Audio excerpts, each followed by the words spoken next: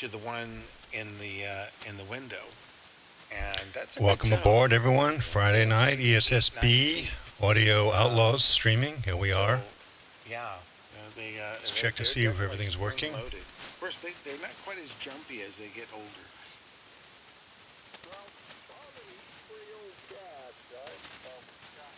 Make sure the stream is up and running. Make sure that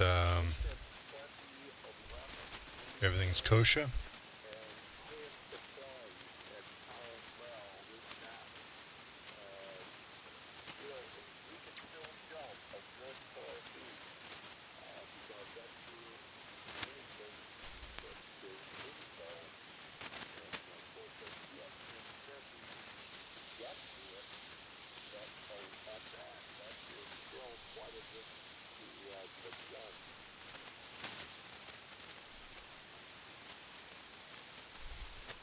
Yeah, properly motivated. All right, looks like we're it's good. amazing what they can pull off.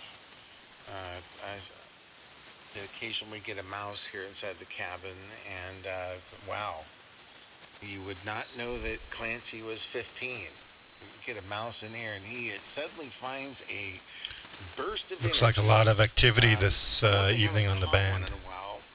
The mice usually will retreat on. Find some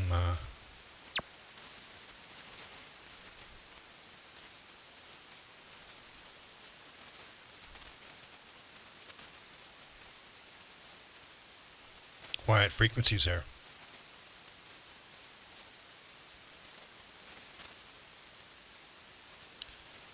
Let's see here, I'll give this one a go. 7270.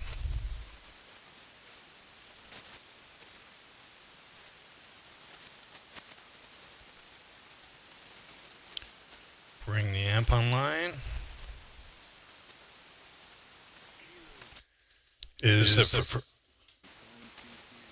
Is the frequency in use from November 6 Mike Uniform Delta San Diego.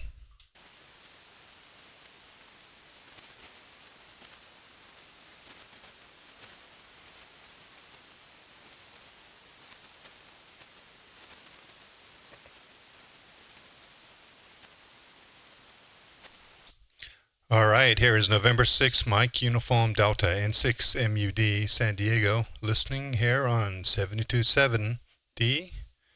Good evening, all of the ESSB SWLs. We're live streaming on YouTube this evening from N6 MUD San Diego.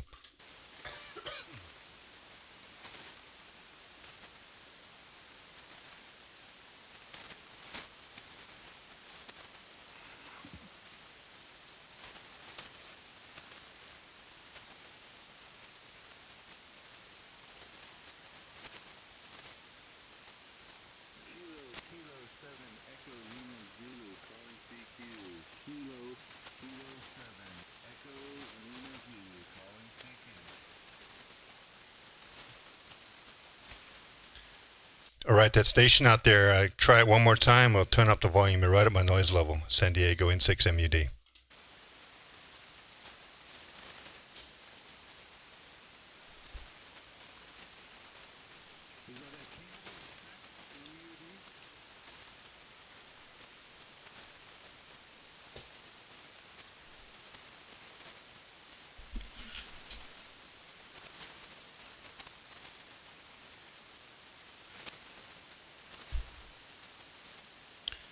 All right, N6 MUD, looks like we found a slot here on 7270. 8 o'clock here on the West Coast. ESSB Audio Outlaws, transmitting live on YouTube or streaming live on YouTube. 6 kilohertz on ESSB, 40 meters, 7270. Hello Radio, N6 MUD.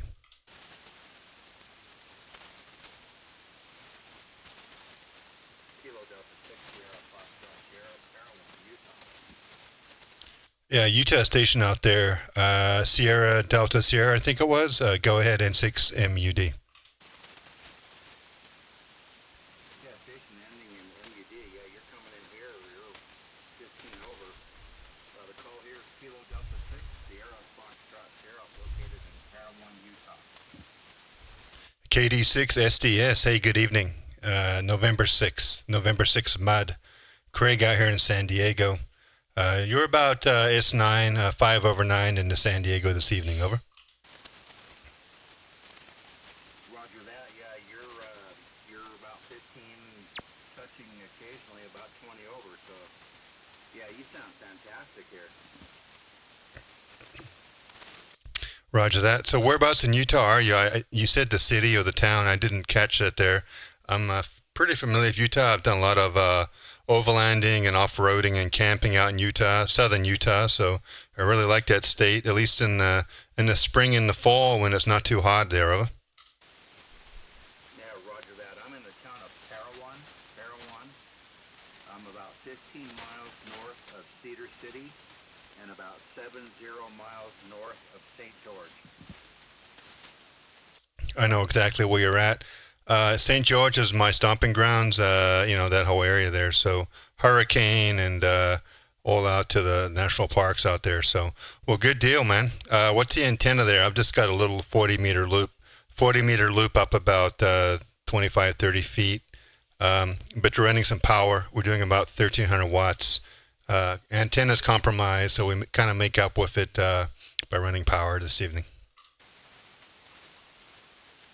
Yeah, roger that. It's doing a good job. Yeah, I'm running a ESSB 991A at 75 watts, and I've got a 40-meter dipole at a 90-degree angle, totally horizontal at 15 feet. Can you repeat the antenna? Did you say the antenna is up 15 feet, or did I miss that? Go ahead. Roger that. Yeah, it's a 40-meter dipole up about 15 feet, and each leg is about 90 degrees from each other. Okay, yeah. So you sound like you're a compromised location like me. So, well, very good. All right. Well, if you want to hear how you sound, I am live streaming on YouTube. So check it out if you want to listen to yourself. About 3 or 4 second delay. Just go to YouTube, type in my call sign N6MUD, and you can bring up the stream and go back in time if you want, and you can hear yourself. Okay, appreciate that. Yeah, I'll let you get going there and make some other contacts here. This is Bravo Romeo Alpha Delta, Brad here on this end. Kilo Delta 6, Sierra Foxtrot Sierra. All right, Brad. Have a good evening. Thanks for coming back to me. N6MUD, San Diego. KG6SWL. All right, KG6SWL. Good call sign. Good evening. Hey man, you're just rocking here into Central California. No questions about it. It's weird tonight. Anyway, kind of noisy too, but nonetheless, you're doing a great job. Here's Gary, Golf Alpha Romeo Yankee up here in a little city called Airline. About halfway between Sacramento and Fresno in the Central Valley. Out here where they grow everything and the world's greatest taco trucks, I have to say. But no, you're doing great here. You've got a pilot going, so I'll get out of the way, but I just wanted to jump in here and see if I could make the trip and just say 7-3. Nice to meet you. Hey, sounding good into San Diego. Thanks for stopping by. And yeah, the conditions weren't that great earlier this afternoon, but looks like we got some pretty good, decent conditions right now. So hey, I'm not complaining. Have a good evening out there from N6MUD San Diego. Kilo Alpha 5, Mexico, Uniform Golf. Kilo Alpha 5, MUG. It's close to my call sign. Good evening. Yeah, good evening, Handle. Here's Tim. Your signal was so strong. I go, wow, where is he? I'm also in San Diego. You're a little bit better than 20 over, and I'm also on a loop, but I'm on a vertical loop. Go ahead. All right. Yeah, I'm in Tierra Santa, if you know where that's at. I'm on a horizontal loop, and like I was saying earlier, I'm compromised here. So, but anyway, whereabouts in San Diego are you? I'm a block away from Coles Mountain. Just kind of a straight beeline from me to you.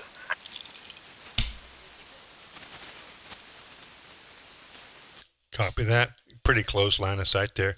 You know, there's going to be a time later on this evening when we probably can't hear each other when the band goes long. So, but yeah, you're strong right now, and we're really close. Plus, I'm running some power too. So, there's always that as well. But hey, you're sounding good out there. And if you want to hear how you sound, check out the live YouTube stream, N6MUD on YouTube. So have a good evening out there. I'm going to take a sip of water here, and I'll be back on the radio here. N6MUD, San Diego. Good evening. So Roger, hello, here's Tim, Tango, India, Mexico. And I've spoken with you on VHF also. Have a good evening and have some fun, K5MEG. K5MUG 73 is from November 6 MUD. That's a tongue twister. Two call signs that are similar. 73s.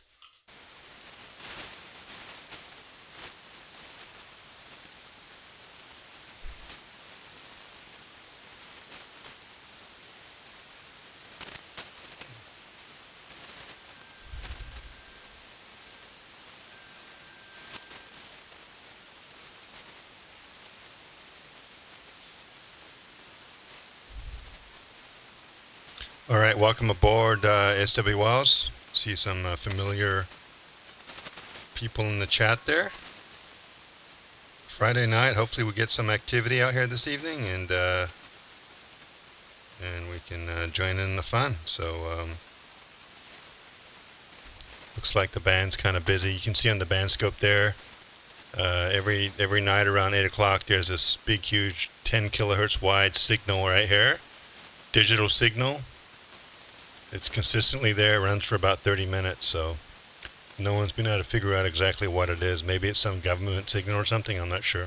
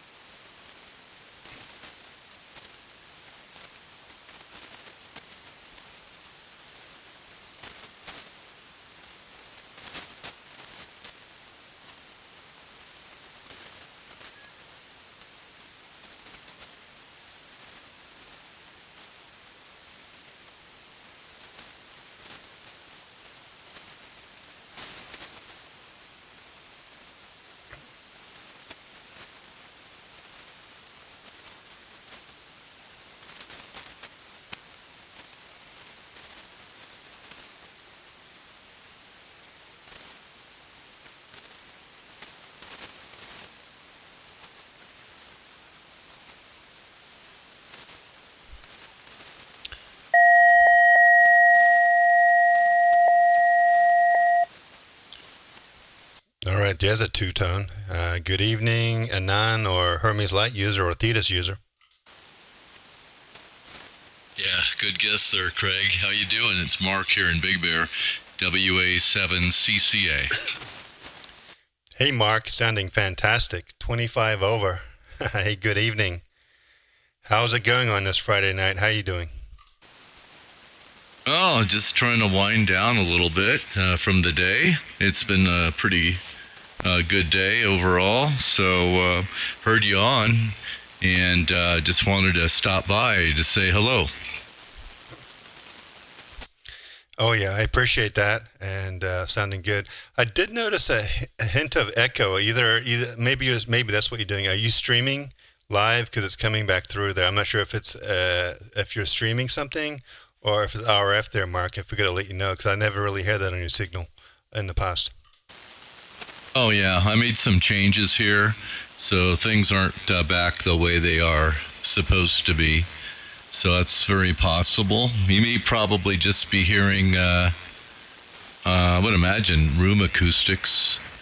That's what I think.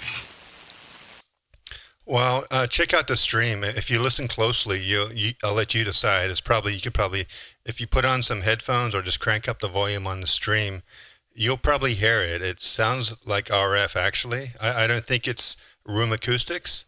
I'm kind of curious. What did you do? I know you did some backup battery stuff, but did you do anything to your audio chain? Well, everything was moved and unplugged, and things don't have the same path. But yeah, very possibly there's RF. So let me take a listen to it. And can I go back in time right now and listen? Oh yeah. You can scrub it back. You can go back in time. So yeah, check it out, man. It's as I listened. I've got headphones on. I'm listening really carefully, and It's definitely RF, and like I say, I've never ever heard RF on your signal before. So maybe it's just some toroids on some wires, or maybe you cross some wires over or something. But I'm sure you can figure it out. Yeah, it's been problematic with RF on 40 meters with this. So yeah, let me take a listen to it, and then we'll go from there. So appreciate that. And yeah, I've got another commitment, but I should be back if you're still on after 9 p.m. or so. I might be able to get it resolved. WA7CCA. Okay, sounds good, Mark. Yeah, stop on by. Hopefully we're still streaming. I don't think hopefully the band will stay open. So catch you later, man. Thanks for stopping by. WA7CCA and 6MUD live streaming on YouTube.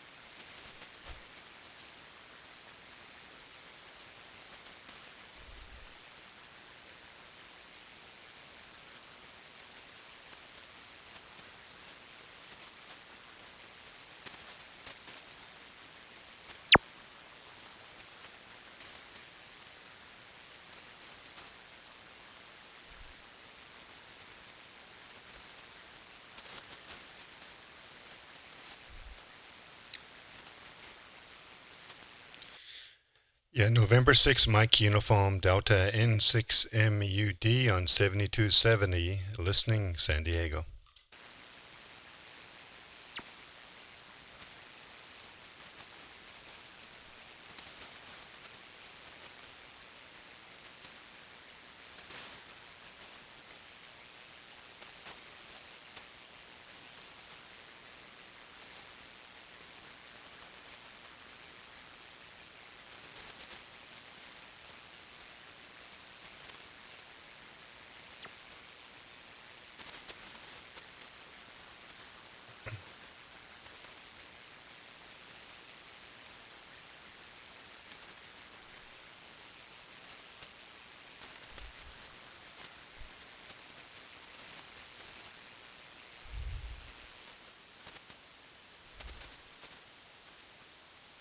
Diversity phasing is on, off,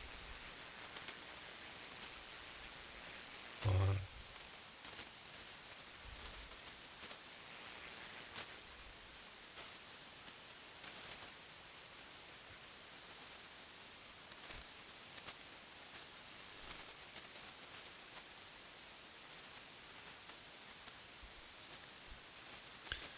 Let's get the second receiver going here. The outside. And Primary VFO is 7070, and the backup or the second VFO, second slice they call it in Thetis, is on 7141. Put the material, which would be the poop, into the lacrosse baton, and then give it a good fling and see if you can hit the can. Yeah, spring fling.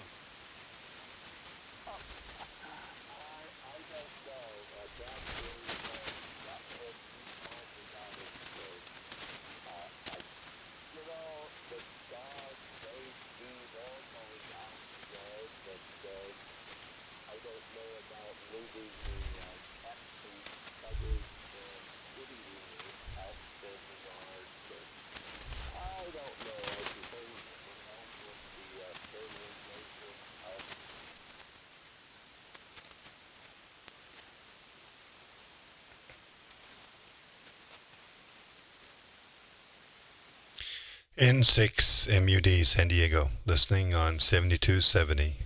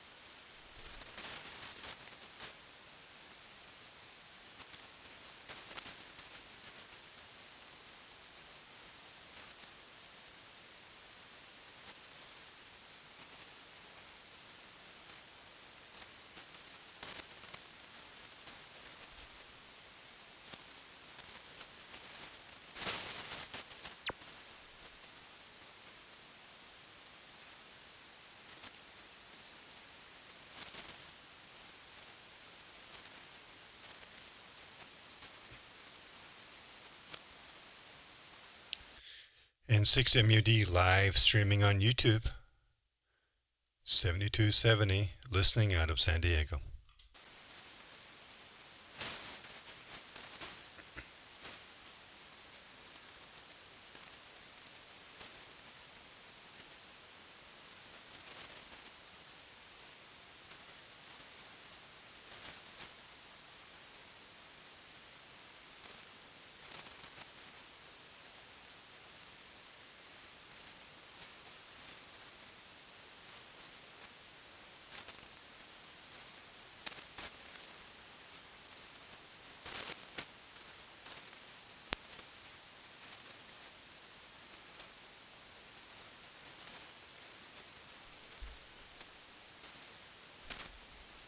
You could just, try and hit that bucket. I mean, think about the hand-eye coordination. So you're probably asking, well, Mark, have you ever flung the kitty litter out in the backyard? I guess I have actually. Because I have a kitty litter box in my truck because the cats, they're loose in the truck, and plus Mr. Mack used to ride with me everywhere inside the truck, so I'd have a kitty litter box, and once he would do his business, the truck's kind of a small enclosed area, so it's like you got to get rid of that. You cannot drive around with it because it's a little overpowering. So we would pull over, somewhere along the forest and get our lacrosse scoop, and I would fling that sucker about as far out in the woods as I could, and I got to tell you, man, it flies a long ways. I could learn something that with a cat of the cat your size, but man, I don't know. I could bring it up yard. I don't know how that well that was taken by the wife, although, as I say, dogs seem to have that tiny little location where they do their business, and that's it's pretty isolated, or I should say not isolated, but it's continuously used. But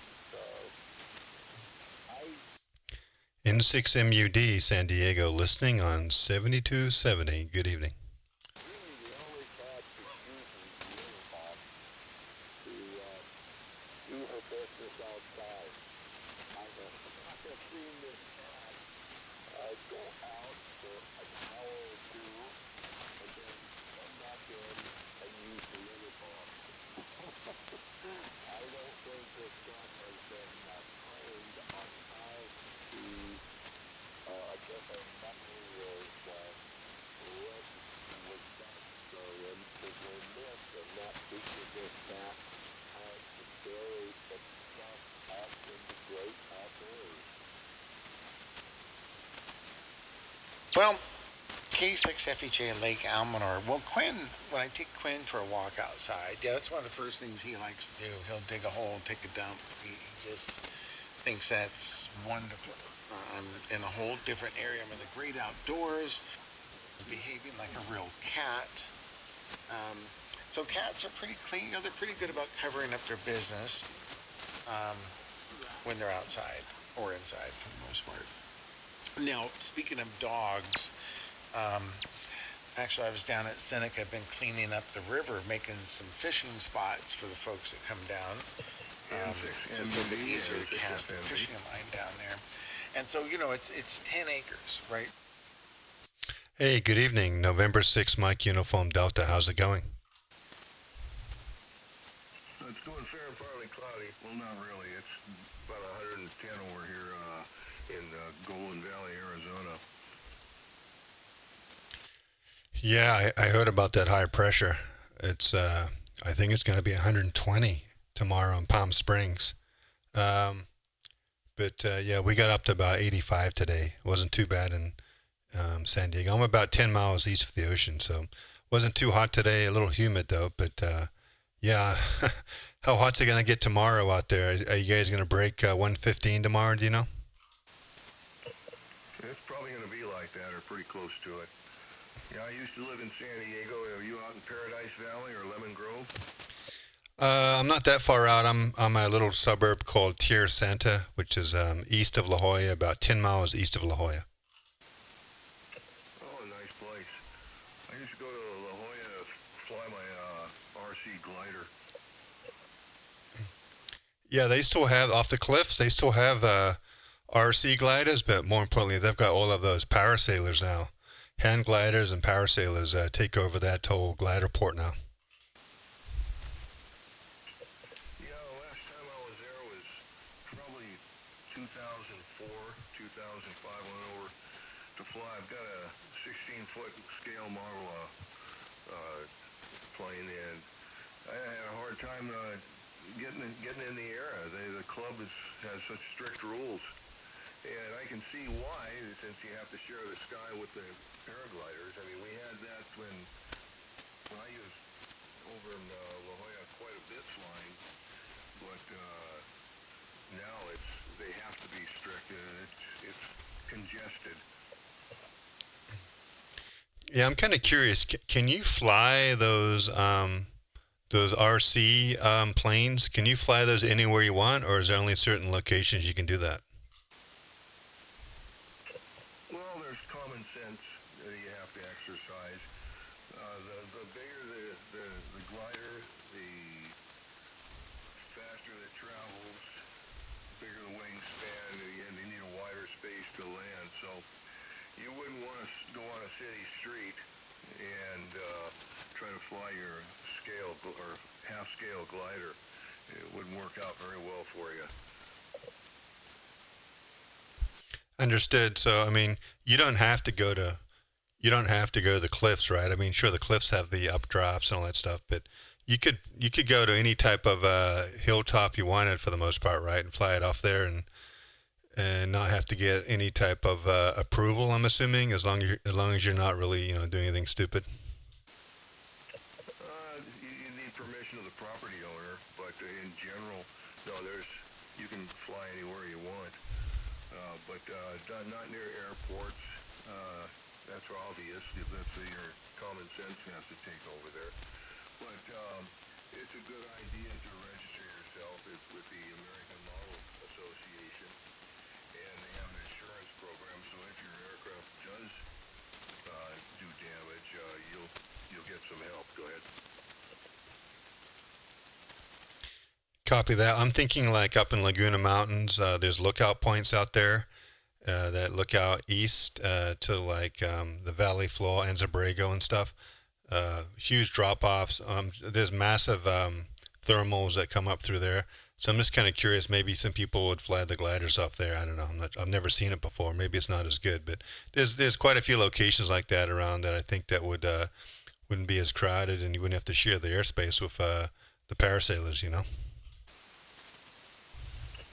are several places you can fly. I've flown just about every place you can get a glider in the air. But you can fly thermal. You can even winch it up. But now you can have an electric assist. You'll have a propeller that folds up on the plane, and you can toss it or take off on the runway if you got wheels. And I'd say the lithium polymer, lithium ion battery have revolutionized battery-operated aircraft now. So you can put I've got a 12-foot scale model sailplane, and with an electric motor, it almost climbs. More like it launches. It goes almost vertical straight up until you don't see it anymore. Wow. I've seen, I just got back from a vacation in New Zealand. I saw a guy that had this catapult system in the back of his truck. Now, he used it to launch drones, I guess, or whatever, but he also said he uses it for gliders, the big RC gliders. And what it is, it's a ramp that goes up over the cab of his truck, and I guess it's used to catapult gliders. And so I thought that was pretty interesting. I guess he can launch a glider or a drone or something like that wherever he wants. Yeah, that's a lot easier than stringing it out by yourself there. Yeah, you can set up a winch system. if you have the space. It takes up a lot of space. And you can launch your glider, and there's usually no problem getting a thermal, usually. On windy days, you might run into a problem, but you may find a lift coming off of a hilltop that's near you. You can gain your altitude there and fly out over the area in front of you, and you might catch a thermal. And it's, to me, I got bored after about 5 minutes, and I'd start making low passes until I'd eventually land. But that's the thing you want to look at most on a new flying site. Where am I going to land this thing? It's easy taking off, but not that easy landing. Yeah, N6MUD live streaming on YouTube. Yeah, it's interesting there. I never really got into the RC plane stuff. I got into RC cars, and I even have an RC rock crawler that I take out when I'm off-roading and stuff. But never really got into planes, so interesting hobby there. Do you still do it, or do you still have a glider, or did you get rid of them all? I got rid of them all. Eventually, I had other things that I was interested in, and ended up, well, especially before I moved out here, I sold everything, actually, sold everything. And if I was to get interested in it again, there's plenty of airplanes that are brand new, plenty of battery systems that are brand new, there's plenty of control systems that are brand new. It'd be a learning experience again. And like you said, right, a whole new ball game with the lithium polymer batteries and assisted power and props and all that. So, well, good deal, man. Well, definitely. Thanks for stopping by here. I'm gonna just take a standby here and see if anyone else wants to get in. And but I didn't get the call sign and the name. Can you give it to me one more time? That way I can write it down here. I've gotten into a bad habit of not writing anything down until the end of the queue. So the name is Gary, Golf Alpha Romeo Yankee. Call sign November 6th, First National Bank, FNB. All right, Gary, that's an easy one. November 6th, FNB. My name's Craig, and my call sign's November 6th, MUD, Mike Uniform Delta. Okay, good find on that. There was also, your signal strength. You've got a big signal coming in here. You've got 20/9 most of the time. The antenna on this side is a ground plane. It's a multi-band ground plane antenna with elevated radials. And I'd say the driven vertical part of the antenna is 29 feet, and then the horizontal radials are 17 feet tip to tip, and the whole thing is 8 feet off the ground on a water pipe. Go ahead. Interesting. So you're vertical, huh? Interesting. I got you. Excuse me. A little over S9 here. So, but I'm running some power, about 1,300 watts. And I've got a horizontal loop, 40-meter loop, up about 25, 30 feet here under homeowners. So I got to be careful. So there you go. Nothing spectacular here, a compromised loop. But hey, I get out here and have fun anyway. So real good there, Gary. Well, we'll catch you later, man. And have a good evening. Maybe we'll catch you later on. N6MUD San Diego, listening for anyone else who wants to react you here this evening. 73s. 66OZ. OZ, I heard OZ. Is that you, Brandon? Yeah, that's me, Craig. How's it going? Hey, doing good. Doing good. Good signal, by the way, and definitely sounding good out there on this Friday evening. What's new and exciting? Nothing much. Hey, I was listening to your stream. I think you could bump up the loudness of the received side a little bit, because your audio is really loud. And I was listening to the other QSO, or the other side of the QSO, and he's much louder on my receive. So maybe just tweak up the feed into YouTube on the receive side. All right, let me do that right now. Give me 1 sec. Thanks for bringing that up. Let me just take a look here.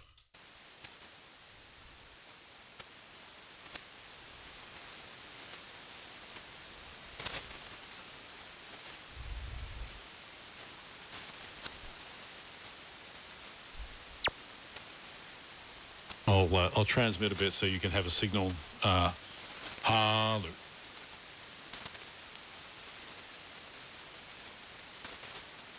All right, there we go. I adjusted the volume there.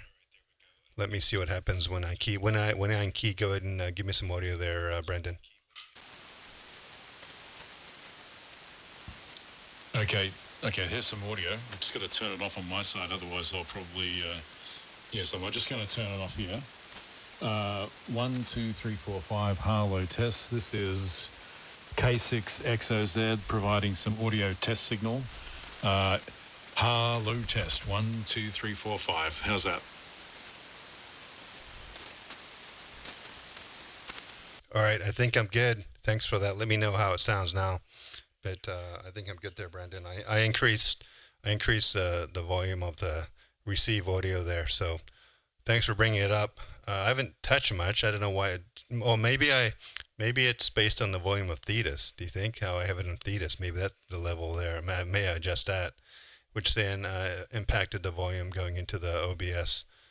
But anyway, hopefully that sounds better. Thanks a lot. Yeah, no worries. Just make sure just wanted to make sure you had a more balanced recording later on. Yeah, and I think there was another station came on when I came on, Craig.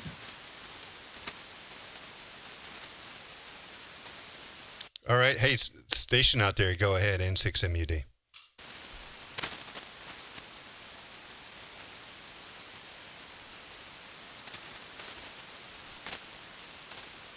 It doesn't look like they're there. Copy that. So last time I talked to you, Brandon, you were waiting for a new piece of gear, something that tells you for your AM modulation, your positive, negative modulation. Did you ever get that thing in the mail yet? No, it hasn't arrived. I gave the guy a call yesterday on Tuesday, and I think they must make him to order because he didn't get it shipped out till yesterday. So it took about 3 or 4 days for them to ship. And I did have a chat to the guy to make sure I was ordering the right pod. You know, they come in different signal like power. So the one I got was 50 to 500 watts carrier, and then you can have up to 200% modulation on top of that. So that's in the mail. I see it's been shipped, and I'll probably get that on Monday. So that'll be good. I think I told you I've been working on the BMW. After I put the catch can in, I printed a holder for my oil bottle that's underneath. I printed that on my 3D printer, and it came out pretty good. And then I thought, okay, you know, I've been running stock engine tune on that for about 6 months because I'm trying to, you know, troubleshoot some extra soot that I had in the tailpipe. So I thought, okay, I'm going to go to one of the tunes I have. So I went to this tune that has dynamic EGR. So this exhaust gas recirculation. It's part of the emission system, and it's also part of the, you know, the way the diesel engine warms itself up. So I put this tune in, and lo and behold, the next day I started having check engine lights, and I spent the whole day troubleshooting it. And it turns out that the actual EGR, the spring is broken in it. There's a spring that kind of returns one of the flaps back to a default position, and it's completely coincidental that it broke. I went onto the forums and I saw, yeah, this is the thing that happens to this engine. So I had to order one of those guys. It was like $350. So that's coming in. So right now my diesel's out of commission. Back to you, Craig. Interesting. Yeah, I remember you mentioning a little bit about that. Interesting. Well, hopefully you can get that under control soon. And we've got, by the way, before I forget there, Brandon, we've got the VK5 station right now in live chat. VK5AAX, wide open throttle. You don't happen to know that operator, do you? I don't personally know that operator. So VK5 would be from South Australia. Yeah, so yeah, I used to be like, I think the listener or the guy in the forum probably listening as well. Yeah, my call sign used to be VK3XBB when I lived in Melbourne back in the 80s. And I've been using it as my YouTube handle for a number of years. So welcome to the stream.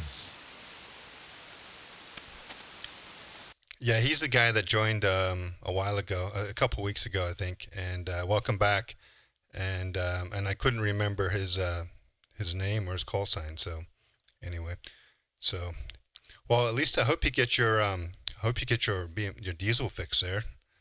I'm assuming you've got multiple cars, right? I mean, the BMW is that your daily driver, or is that like just your Sunday driver or your project car?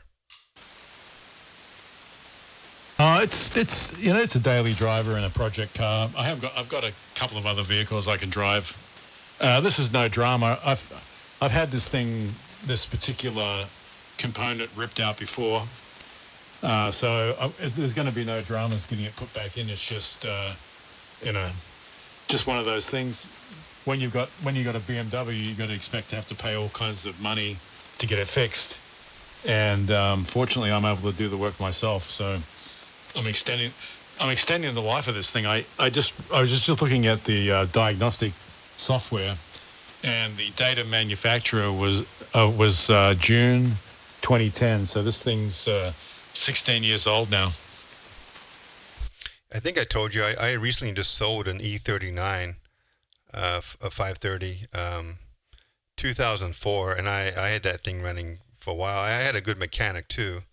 There's a mechanic in Kearney Mesa down here called B&B Auto, and they're really good. All they do is BMWs, and they're fairly reasonable. Yeah, man, I love that E39, but I just wasn't driving it, and the battery was dying because it'd sit for weeks and weeks. So I sold it to another enthusiast. So, but something about BMWs, man, they just drive. They're not reliable, and you have all types of crazy issues. Most of them cooling issues, from my experience. But anyway, maybe the diesels are different. But it's just the whole driving experience, man. You're willing to put up with some of those issues, just because those the BMWs drive so nicely. My wife's got a 2019 330i, so it's still pretty good. Drives fine. So we still have a BMW, but I sure miss my E39. Those are legendary, man. I love the body style of those cars, and it had the it wasn't an M3, but it had the all of the other M Sport stuff on it. So it was a fun the suspension and all that stuff. It's a fun little car, but I just stopped driving it, and now someone else can enjoy it. Right, I'm just looking up E39 just to refresh my memory. Oh yeah, it's a nice looking car. Yeah, mine's an E90, so it's it's an E90. It's a 2011 E90, so it's quite a good looking car also. And because it's the diesel, it's a straight 6 3-liter diesel engine. It's an M57 engine, and it's got a twin turbo, a small turbo, and a large turbo that's help you spool up. And it's just got a monster amount of torque. It's got like over 500 foot-pounds of torque, which is pretty good for pushing you back into the seat. Oh yeah, no doubt, man. 500 pounds of torque, that's no joke, that's for sure. Yeah. Well, it sounds like at least it's, it gives you something to do, and it's a fun car and all that. So good job on keeping it alive and keeping it running. It does take some patience with these BMWs as they age, but good deal, man. I know a lot of people these days are looking at EVs and looking at Teslas and all these other cars, but I'm still waiting to actually test drive some of BMW's electric stuff. I don't know. I know they have an EV, or a X3 version of an EV. and I think they have an electric. I'm not talking about those little things. I'm talking about the 3 series and the 5 series.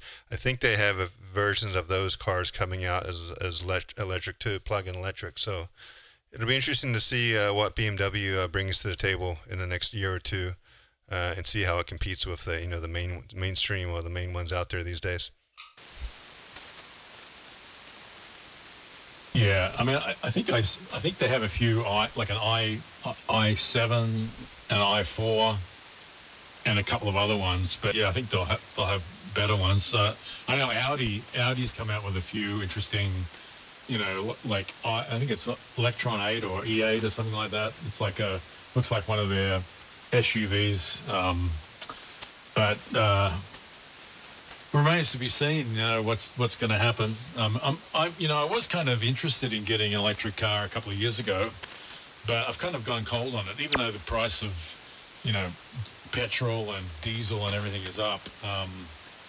I jumped in my car the other day and I drove all the way up to LA. There's a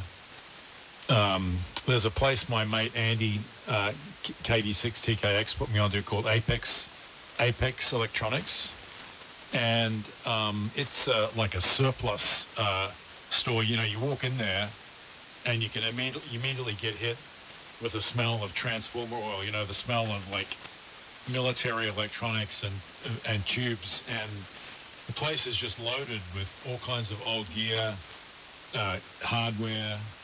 And then out in the backyard they have these like 40-foot containers that have all kinds of old like radio consoles and nuclear power station consoles and all kinds of crazy stuff, transformers, tubes, all kinds of old radios, old hi-fi gear.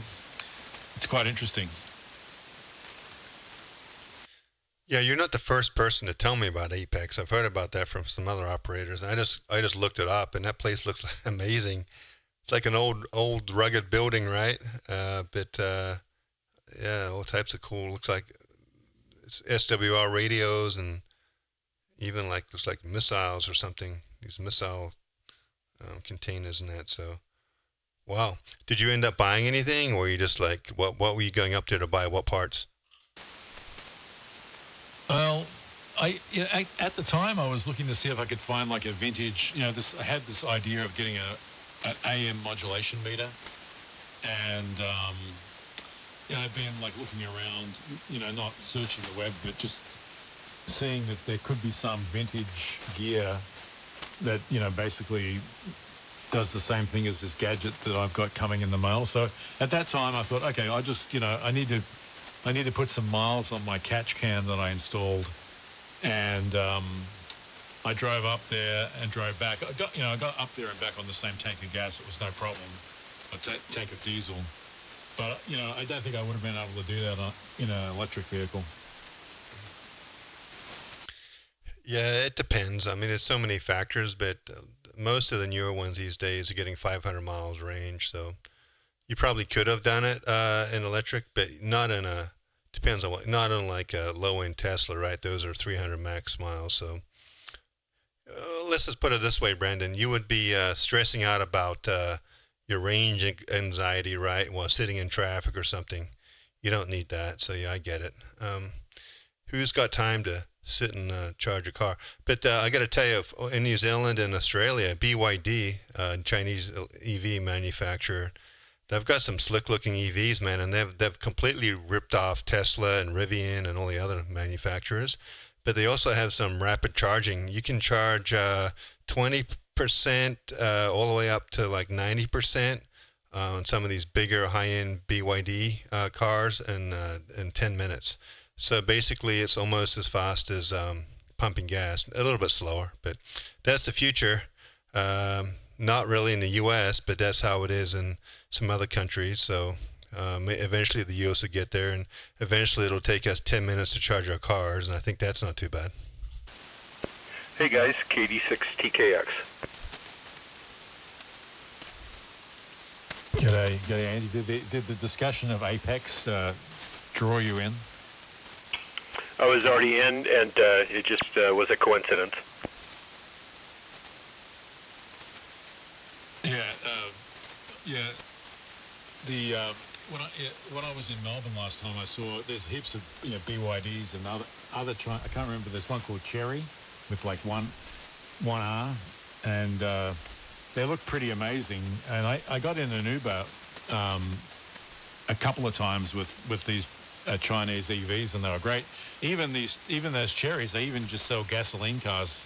Like they're selling non-EVs as well. They're just blocked from the market here in the US. That's why you can't get them. Anyway, I'll put it back to you. Craig, and then we'll put it back to Andy. All right. Hey, good evening, Andy. And yeah, by the way, I just heard today a bunch of other things are banned coming up soon here, like Chinese inverters. So any of these inverters for solar inverters are going to be banned as of a certain date. I don't know when. On top of that, obviously, you probably heard about the routers, right? All the Chinese routers are banned. And there's also Chinese batteries are beginning to get banned, all under the pretext or context of surveillance. So there you go. So I don't know, man. It's becoming a little strange. All these countries have all this cool stuff, and we're missing out, it seems like. Anyway, anyway, there's the station out there. Good evening. Go ahead from N6MED San Diego.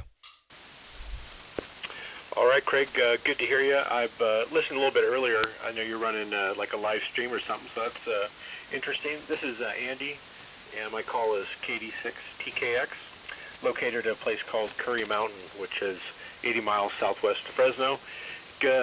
Well, I consider myself a good friend of Brendan's. We like to shoot the breeze now and again, and I think what was the locking common experience was Mr. In Between, that series that we both really enjoyed. So I just wanted to pop in and say hello. I've been out of town for a couple days, so good to be back and hear some nice sounding signals here on 40 meters in the evening. Over to you, Brendan. K6XOZ from KD6TKX. Righto there, Andy. Well, you're blasting in here.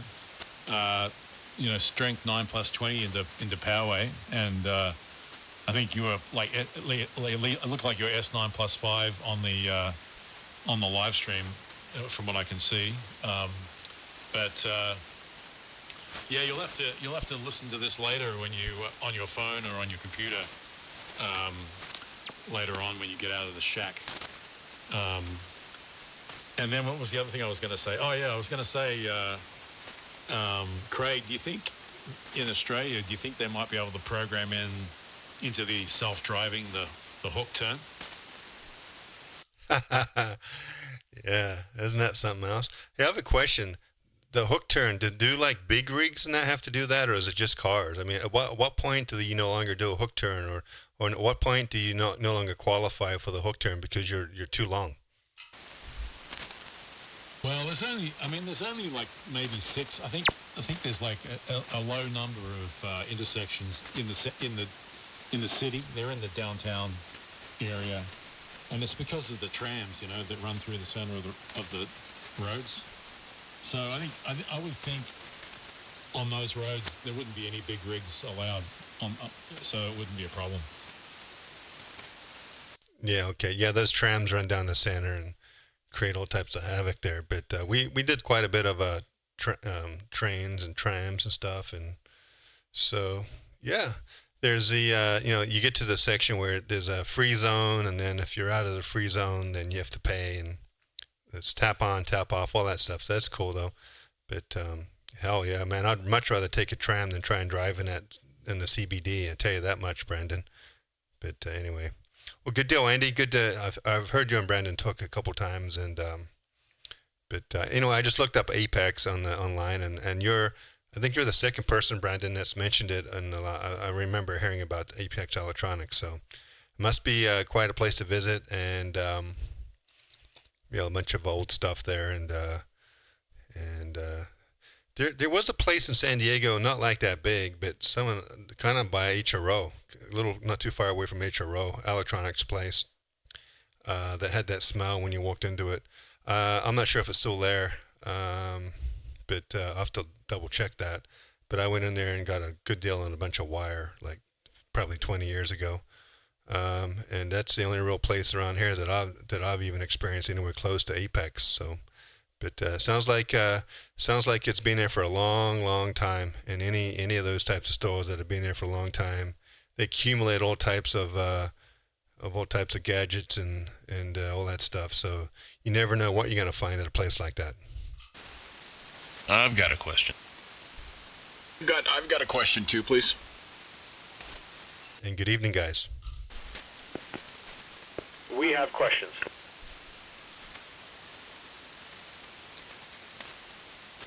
Well, Nevada, go ahead with your question. okay, yeah, I was about to say I'm going to try to go first here. I've got a question that is in from the SWLs. So apparently, legend has it that when you flush the commode, that the water spins the other direction. The real question is when you throw a boomerang, does it go the opposite way? No, it comes back to you. It doesn't go away from you. See, that's why the ones from America are broken. Go ahead, Smith. Yeah, well, I don't know if I can do any better than the toilet spinning backwards. Good evening, everybody. I hear this is where the popular kids are hanging out tonight. WB1G. Yeah, hey guys, good evening. And Smitty, sounds like you had a pretty quick trip back to that East Coast if you're already home, but good to hear the familiar voices out there this evening. Oh man, I did. Do you want to talk about a turn and a burn trip? I went on Wednesday and I came back today. Oh, sorry, I got some feedback. There we go. Got to turn the near field monitors down here. Yeah, it was a quick turn and burn trip. Went on Wednesday, had dinner and a meeting on Wednesday night, and then Thursday, yesterday, had 2 meetings in the city, and my third one got canceled, which was kind of fun. So I got to be a tourist a bit. So went to the 9/11 Museum for the second time. I had been before, but they've actually changed it a bit. So it was nice to visit that, and kind of just enjoyed my evening. Had some authentic New York pizza last night, which was very nice. And I got to say, I don't know how long I'm going to last tonight. I left for my flight because I got home at 11:30 this morning. So I left for my flight to LaGuardia at your time, West Coast. It's about 12:30. So I am going on almost 24 hours of being awake. And I don't know how long I'm going to last, but I wanted to come out. I was hoping to hear James and his new amplifier tonight. And Brennan, good hearing you. And Jeff, good hearing you as well. Yeah, good hearing you, everybody. Smitty. The band sounds like it's gotten better since earlier when the text messages were flying. So yeah, everybody sounds great. So Smitty, real quick, why the hell did you get such an earlier flight out of LaGuardia? Diego. A bit of a double. What was that, Brennan? I just said both of you guys are coming in great. Smitty and Jeff, you guys are coming in really strong, like +5 over 9 down here in San Diego. Well, that's marvelous. Thank you. Why did I get such an early flight out of New York this morning? I wanted, my son was getting his senior portraits done this afternoon, and then my daughter had something, and so wanted to be home for the kiddos. And so not totally out of the Smitty playbook as far as trying to get home and all that, but that turn and burn does kind of kick your butt. But I'm surprised how well I'm doing actually. I took a tiny little cat nap earlier, and then of course I slept on the flights. So I'm doing all right. Well, good deal, man. Well, good to hear you made it back safely, and hopefully the trip was worth it. Hopefully, whatever you went out there for, sales or pre-sales or whatever, hopefully it'll make sense and you guys will close some deals. Yeah, it was all pre-sales and a lot of, hey, how you doing? Good. Just a little bit of schmoozing and boozing, I call it. So we'll see if anything turns out from it. But I'm actually not a big fan of Manhattan. It's just a little much for me. I mean, it's fun to visit. I would never live there. I have nothing against people that live there. It's just not my style. Yeah, me too. You know, it's a place you got to visit at least once in New York, but big cities are not for me.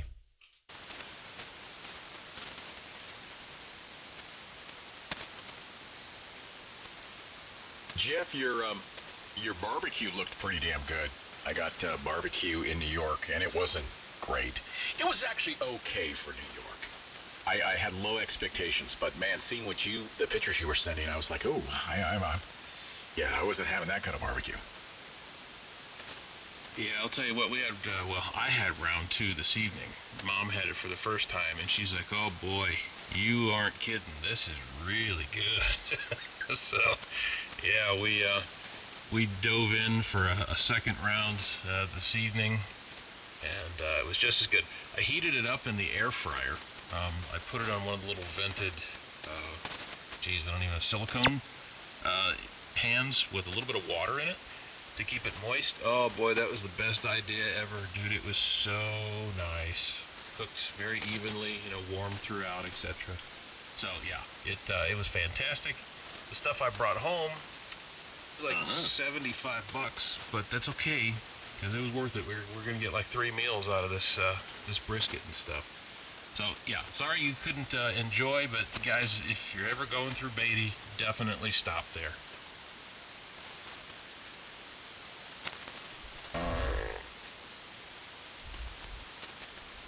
Oh, I'm sorry.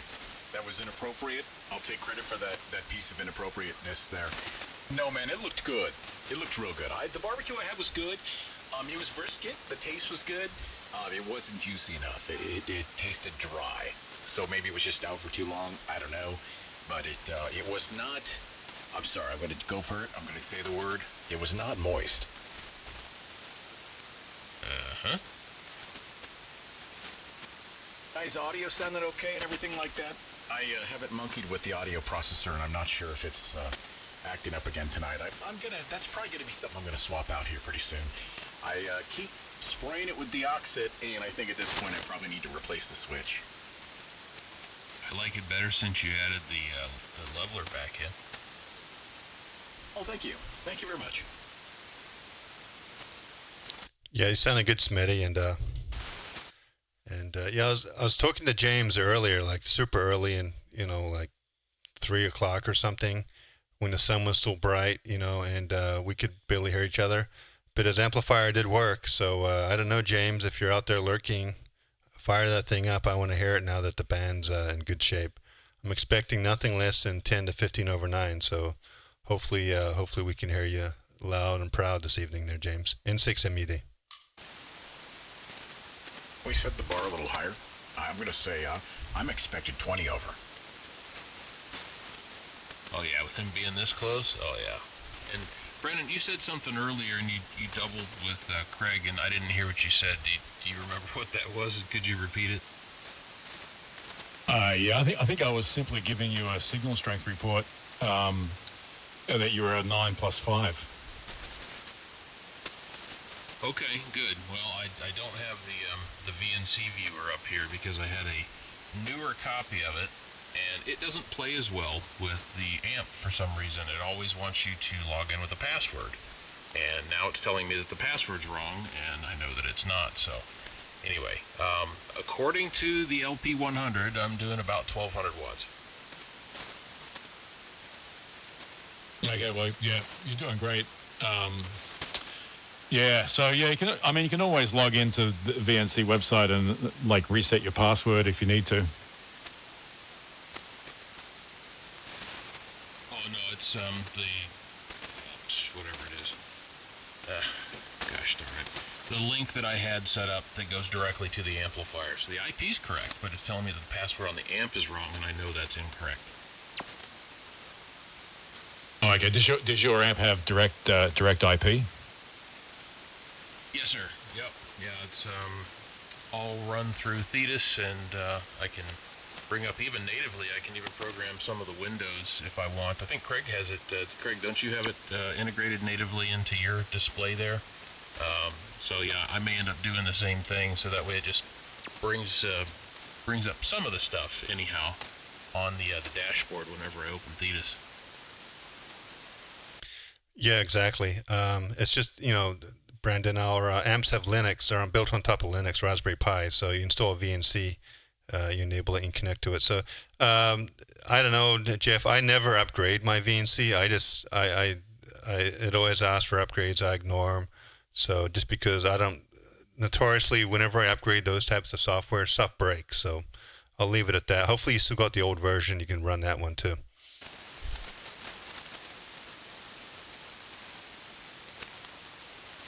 You guys got some of those fancy dancy amplifiers, those RF2Ks, baby. Woof. Hey, well, what's troubling? have you guys heard of Tailscale? Updated version, as I'm trifling through my bag here, because I think I downloaded the old version onto the hard drive there in Carson, and I think I put it on one of my flash drives. At least I hope I did. And the old version works better. It allows you, once you bring the window up, you can minimize the program without causing it to close. Then it would close the connection. And this new version doesn't have that little tick mark built into it so that you can do that. So you always have to leave the window open in the taskbar all the time. It's kind of a pain in the butt. Oh, yeah. Yeah, Brandon. Yeah, we use Tailscale all the time. In fact, Jeff and I have Tailscale built into our routers. Pretty powerful, but yeah, Tailscale is pretty amazing. You use it too?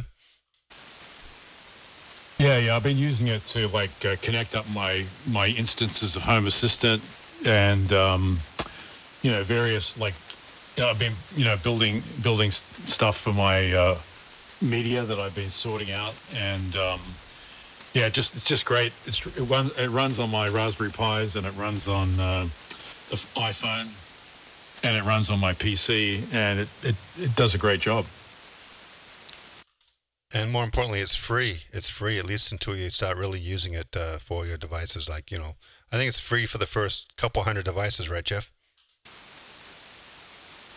Yeah, but I think you're what, allowed one admin account or something like that. So once you go beyond what they would consider to be personal use, then they start flagging the account, shutting it down or whatever, and then you got to contact them to pay and all that.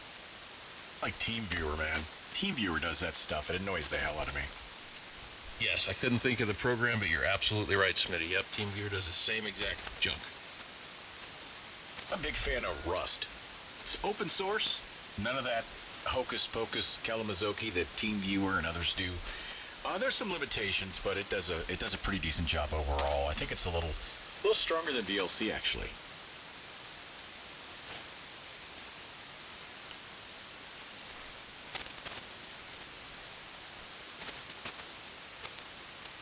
Oh, I see. Yeah, I used to have TeamViewer installed on all the Wires X computers that for each of the repeater nodes that I had.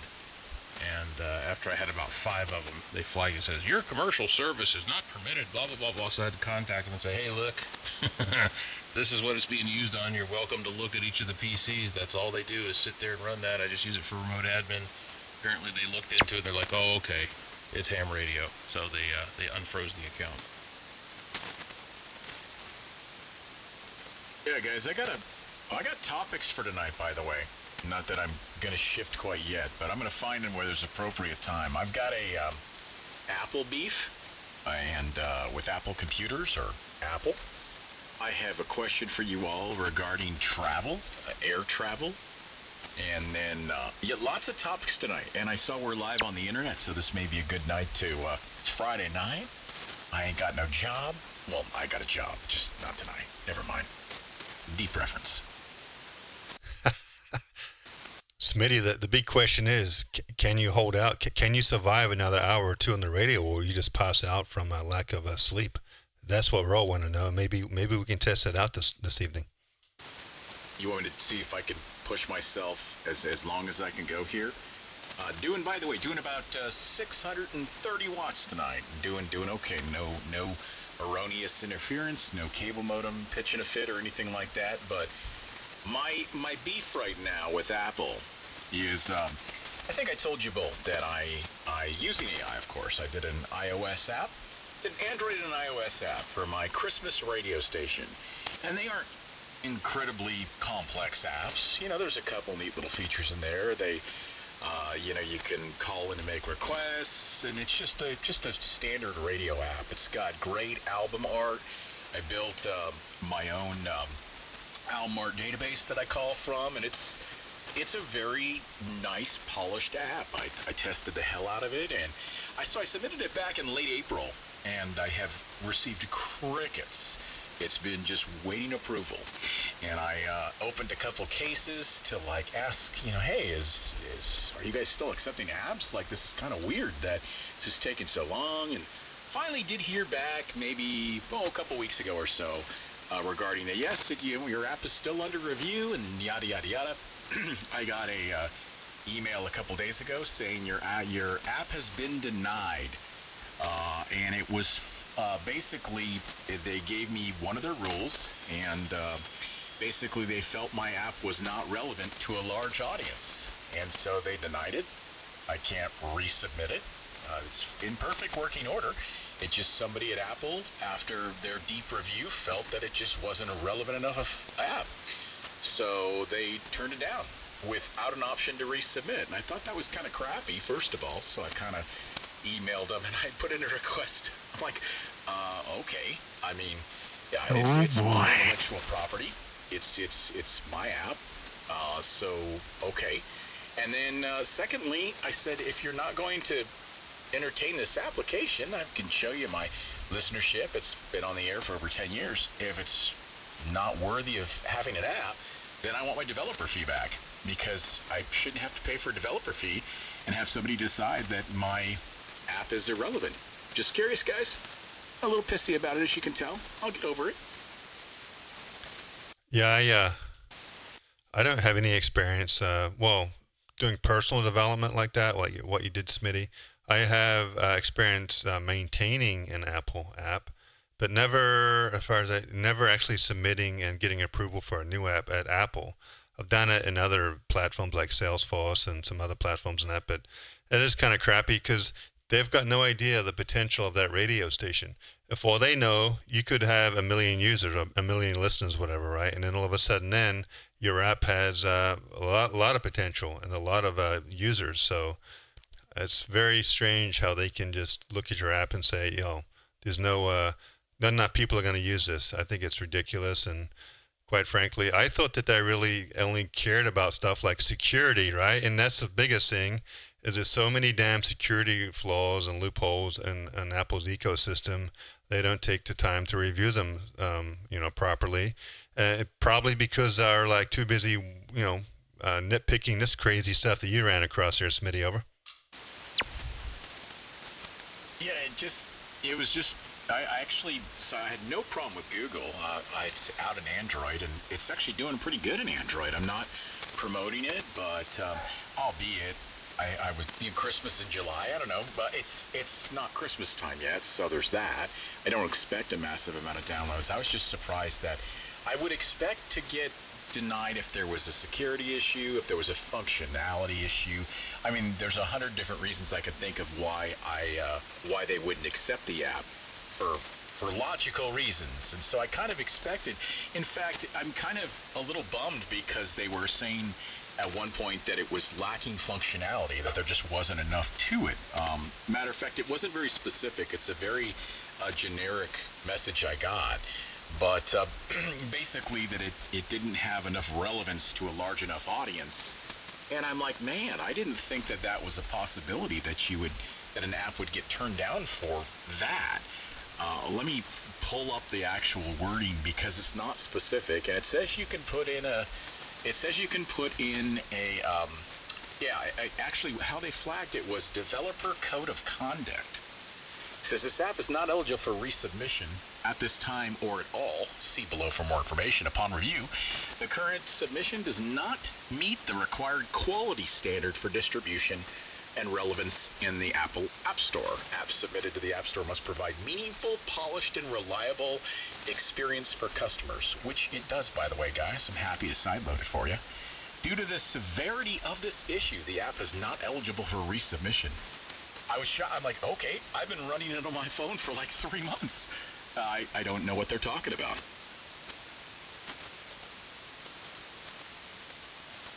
What do you think, Brandon? Have you had any experience of Apple? Zeros after the submission for bribery. Or I mean that's or pretty shit. they looked isn't it? and they saw it on the Android store and went, "Oh, screw this guy." Yeah, honestly, it's kind of shitty. So then I went to submit a request to get my developer fee refunded, because I'm like, and they said reason. I'm like, well, you don't think my app is relevant. I'm not even given an opportunity to add functionality to it. It's my first app ever. Yes, I'm using some AI to help me with it. It's in working order. I'm all, if you're not going to even give it a look, then I'd like my developer feedback. I got an automated response that since my developer account is over 90 days old, I'm not eligible for that feedback. And so I replied back and I said, that's not right. I'm like, I submitted the app and I had to wait over 90 days. So it's like now I didn't say this part, but you guys both know where I'm going with this. So basically you didn't approve the app for 90 days. So now I can't get my developer feedback. I basically gave Apple $150 for absolutely nothing. And I'm gonna work that. I know it's Apple. I know it's the big beast Apple, but I'm like, you know what?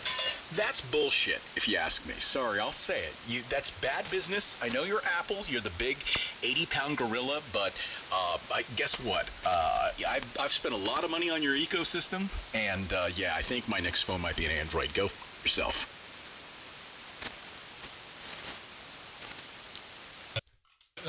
Craig and I've had no experience with that. So Smitty, what? Just for my benefit, what was the function? Like, what did your app do? It was relatively simple. You'd open the app and it would start streaming the radio station. And I've been operating this radio station. This is the 11th year, so it's not something that's brand new. I've been doing it for a long time. So it auto plays the radio station. I just opened it. Lets you go and browse the website. That's simple. You can record a greeting, like a Christmas greeting, for example. It's then you can go in and let's see. Oh, it has all the music that's been played, and you can search the playlist of everything that's aired and the time and date and all of that. And it's fully functional. Like, I mean, it's a single radio station. It's not like one of these apps where you download it and there's 100 different radio stations you can choose from. And maybe that's the problem. Maybe that's the kind of apps they like these days. I guess if I was iHeartRadio, I bet you they'd accept it, right? But the Outmart's really clean. I wish you guys could see it. Well, anybody that has an Android, you can go download it. But I spent a lot of time on making sure the optics were good. So, every song that plays has a perfect matching album art that matches what album it's from. Sure, there's no commerce side of it, so it's not like you can click and buy a track or anything like that. I didn't want to complicate things, so I didn't introduce anything like that. I tried to keep it functional, working, and with, some stuff related to my radio station, but no monetization or anything like that. And actually, maybe that's why they decided to tell me to go F myself, because maybe they figured they wanted to make money off of, selling music or whatever. That wasn't the goal. It's just a community radio station, and we do some pretty cool stuff during the holidays. So I even brought up, I'm like, hey, we collect food for the food bank locally here, and we do a lot of different things on the station, and it serves a community and online, and I gave them the listenership, and I hope they'll reconsider for the sake of, being a big gatekeeper in the sky. Hi there. My daughter just came home and said hi to me. But yeah, just I really, really bad taste in my mouth, guys, I gotta say. WB1G.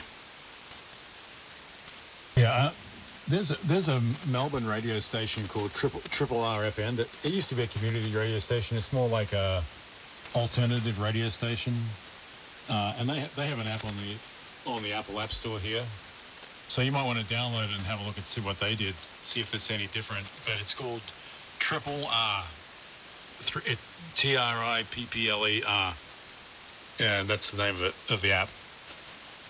Well, what I don't like, man, thank you, Brendan, by the way, I'll check it out, is I don't understand why I'm labeled as like a bad Apple, because they told me, like, I can't resubmit the build or the app name under my current Apple ID. So they're not even giving me an option to rectify or add functionality or anything. They just reject it. And code of conduct, really strong way to say. I mean, God, it almost sounds like I tried to publish like an app with porn or something like that. It's just Christmas music, and it's Christian in nature too. A lot of the music has that background. So I might even take the approach of like religious. I know this sounds ridiculous, guys. Forgive me for saying it out loud. I don't want to start them something, but religious persecution. Like, what do you have a problem with Christians and the fact that I'm spreading the birth of Christ in an app with music? Let's talk about code of conduct.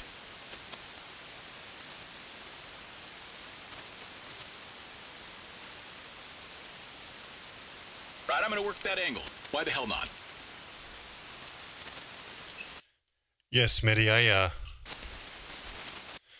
I wish you luck on. First of all, you're gonna hate going from the Apple ecosystem to Android. I can tell you that much. But maybe your grudge is to the point where you don't care. Maybe you're willing to play with an inferior product. But anyway, hopefully you can get something out of them there, Smitty, because they at least should give you money back. And on top of that, as someone who's writing their first application in a new ecosystem like that for you, they need to be more gracious and cautious, because hell, man, you may never ever want to write another Apple application ever again, or an iPhone app ever again, because of this experience. So I know there are Apple gorillas, but at the end of the day, they still need to protect their image to all the developers out there. Yeah, I mean, I get it. I'm sure that, when the app stores launched, there was a lot of BS apps that got launched. And you look at something, I'm all talk, by the way. I'm not leaving their ecosystem. It's like crack cocaine, dude. I'm too addicted. But you look at like Android, and Android has a lot of BS crappy apps, right? So there's something to be said about them treating their app store with kid gloves. But yeah, this is kind of dumb, and I just think being thrown into that. I asked ChatGPT what that classification means, and they're like, "Oh, that's the worst one." I'm like, "What? How did I get flagged like that? I don't get it." So, yeah, I want my developer feedback, and I think I deserve a little bit better. I'm sure I won't hear from anybody. I'm not expecting to get my money back. I might have to. It's $150, and I'm not going to cry if for whatever reason, if I just don't get it back. But it's a pretty crappy business practice, and I mean, for all the things that I love about Apple, that it's definitely a bad taste in my mouth. And I'll tell you what, if it was avoidable, I never would have. I don't know. It aggravates me a little bit. Sorry. EN6MS here. Hi, Michael. Hello there. Hey, I share your distaste for Apple. I've never liked them since I had was getting into the PCs with the IBM PC-AT and the Macintosh, and they had their closed platform for hardware, for software. Everything was proprietary, and it just kind of stifled innovation. Over. I get what they're going for. I've never been an anti-Apple guy. I've been in their ecosystem for a really long time, and they make very good products. So I can't crap on them for that, right? This is my first dabbling in the world of applications, and I thought to myself, what is it that I possibly could have done different? And then, to be frank with you guys, I didn't want to overdo it too much on my first release. I wanted to start with something and then iterate off of that. So I thought that was I'd have a better shot at having it be clean, have the interface be clean, functional, bug-free, and then iterate against it. And no, just totally shut down. My only option here is to expire the build. And unfortunately, they won't let me resubmit. They've said it's not eligible for resubmit. So I don't know if I can kill the build and then try again. I really don't know, but I might try. I don't know. We'll see. Just hit my mic. Sorry. I thought it was you just banging your head. Real quick here, I got ID in 6MUD. And by the way, guys, I just finally got it working. All your chat comments now appear on the waterfall on the stream, and it makes a little beeping sound or a little sound there. So there you go. Because I was missing chat comments because I wasn't paying attention. So now they appear on the stream, and hopefully you guys can you can pay more attention to it if you want to the chat messages and 6MUD. Well done. You're getting all fancy. You're getting like Greg now on his Their Fancy channel. Nice job there, Craig. You're building a legacy here. And hello to the 8 folks that are listening to us on YouTube right now. I'm sorry. Hey, Craig, is my RFI gone? WA7CCA. Oh yeah, you sound really good now, Mark. What's the culprit? How'd you fix it? How about loose connections? Loose coax or audio, or what type of connections? Yeah, well, I did a bunch of stuff. I forgot to connect a couple grounds up, and then I had a very loose connector on one of the RF switches. And what else did I find that I didn't like? Something else. I put an RF choke on the microphone line. I had taken out previously. So anyway, I probably can dial this in a little bit better, I would imagine. No, I don't hear any RF now. Anyone else out there hear any RF on Mark's audio? He's really clean according to my headphones here. But Jeff, you've got some good ears. How does he sound to you? Nope, sounds good here. No problems at all, Mark. Yeah, you're 20 plus, so I would definitely hear something if it were there. Oh, okay. I really appreciate your help because it's so difficult, using SDR equipment with delay. Even though, we're using Channel Master with this system, it does still have delay. And you gotta I guess you can hear it if your ear is trained.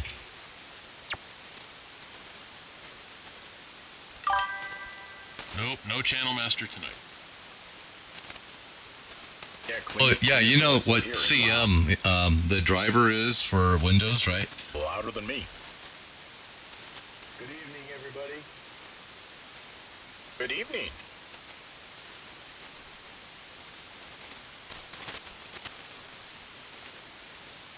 How's everybody doing this warm Friday evening? Well, I guess I'll take first stab. I'm doing all right. I'll tell you what. I'll take the weather here, or Nevada, by the way. There, Jeff. Even San Diego.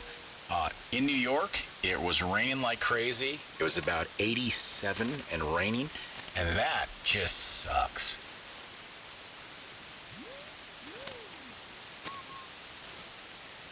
Yeah, well, let's see. So my whole week was 100 degrees or better. So it's 89.4 here in the sprawling metropolis of Fallon, K5 PLS. It's a dry heat, though. WB1G. I'd much rather have it raining and hot. Oh, but you got to remember, it was raining and hot, but it was humid. So truthfully, I was soaking. I was walking to my meeting, walked into the conference room, sat down. I'm just dripping, and half of it was rain, and the other half of it was just freaking my body going like, damn, it's wet. Yeah, it was all day today was in the high 90s. I think we got to 96 here.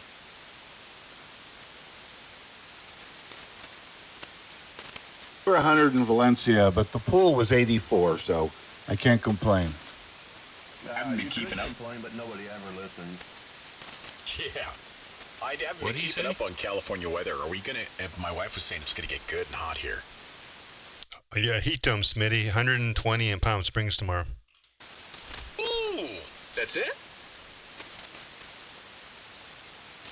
I'm going to be in Utah next week. Wonder what Death Valley's going to be. Yeah, you know what's odd about Death Valley? Damn, it was hot down there. Yeah, what's odd about Death Valley is it takes a certain type of it takes a certain type of not really heat dome, but a high pressure system that in the right area for Death Valley, because there's been many times that, you know, Palm Springs has been 123, 124, and Death Valley has been sometimes cooler than that. So I don't think Death Valley is going to get hot this time, but you never know. But anyway, summertime in Death Valley, you know, it's an area that I avoid, that's for sure. I know people try to go out there, and these ultra marathoners try to go and figure out, you know, hey, I can run, you know, 50 miles in 130 degree weather, and I can stress my body. But those guys are just crazy. Holy cow! I just looked. It's going to be 88 degrees. Not this weekend, next weekend, up at Donner Summit. Yeah, up at Donner Summit, Kingvale, Jeff. 90 degrees, or almost 90. Yeah, it's 90 here at 7,000 feet. 91 actually today. Yeah, I'm expecting 100 degrees when I get to Utah.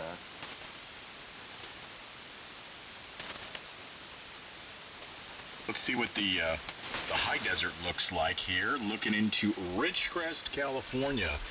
My in-laws, they're going to be sweating it. Oh, wow. That's rough. It is 109 or higher for the next 7 days. Woof. That's high desert. Yeah, our 160 group reported 112 near Barstow, 110 out in Golden Valley near Kingman. Ouch. That was a double. Mark broke through. Whoever was doubling with Mark, try it again. No, that was me. Yeah, it's one of those things that Utah. I'm going to Utah, flying to Utah next Thursday, so it's going to be hot as heck there. 100 degrees. At least though, you're not going to have any of that humidity. And I'm not joking when I say dry heat. I'll take dry heat over 90 degrees, and again, as somebody that's been in the East Coast a lot during the summer, I'll still take the hot heat over the wet heat. Yeah, I don't know. I've been acclimating myself. I've been doing road rides on my road bike, pedal bike. 3 hours, and then I just gotta call it quits. 40. Yesterday I got 42 miles in. It was like 42 miles on the road's good effort in this heat. Yeah, at my age, I got a couple of friends that I ride with. They go, you really can't be your age. It's like, what? Why? Well, you ride like you're 30. How old are you? I'm 70. 70. Oh my God. Yeah, that's old. I'm sorry, I'm just kidding. Yeah, it is old, but I feel like I'm 74. Oh no, just kidding. Feel like I'm 60. I mean, I still race my BMX bikes, and at my age, that's kind of unheard of. I think that's awesome. It's probably keeping you young, man. Mark, how old are you, brother? I don't remember how old you were 20 years ago when we were hanging out. So how old are you now? Yeah, I've got you all beat. I'm 72. Oh man, yeah. Mark sounds a lot younger than 72, doesn't he? Yeah. Yeah. Yeah. Yeah. Well, I must be the silver senior. I'm 78. I'll tell you Oh, what. good. At least there's somebody older than me. Hey, for you 70, whatever year old guys you are out there, I'm already going to tell you all that you're doing great. It's 9:30 at night and you're talking on amateur radio. Yeah, a lot of guys that age, they have dinner at 4 and they're already asleep. So bravo, gentlemen, bravo.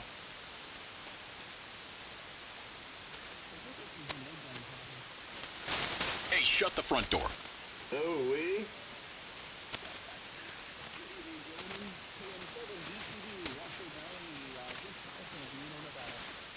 Yeah, I'm sorry. The comment there about the old guys net, we're not going to allow you to broadcast tonight. I'm sorry, to transmit tonight. Not tonight, all right? You're grounded. I'm kidding. Welcome to the program. I'll take what I can get, brother. Operator Nathan here. I'll take the radio check. I got I know mine. we're... Washoe County. I know a couple people in Washoe County. Wait a minute. No, you're not in Washoe County right now, Jeff. And when you're in Carson, is that Washoe County, or what county is that? Nope, that's Carson. Damn it. Yeah, he'd be lying to you. I see what you did there. Nice, well done.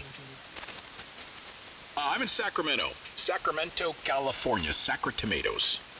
And I'm a little bit further west, south of him.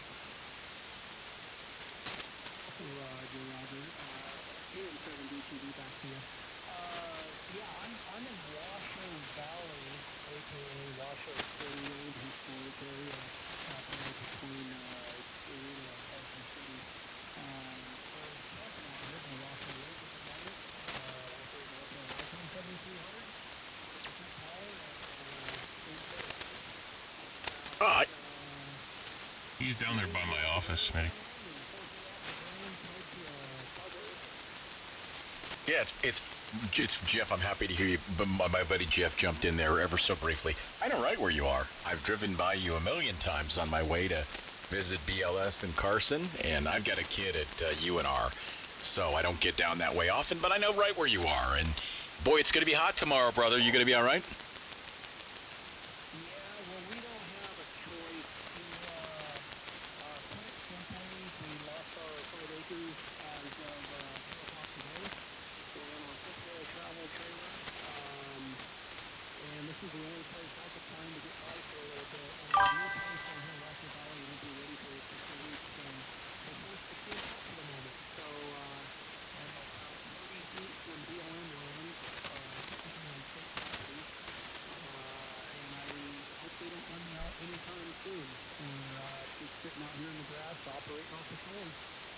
Is it windy out there?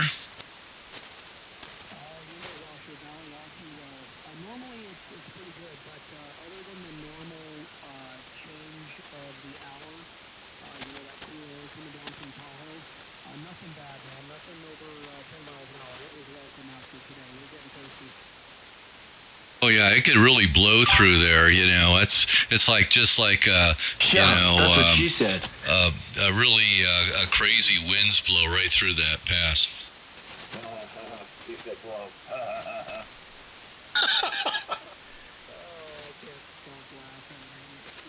We have some comedians in there this evening.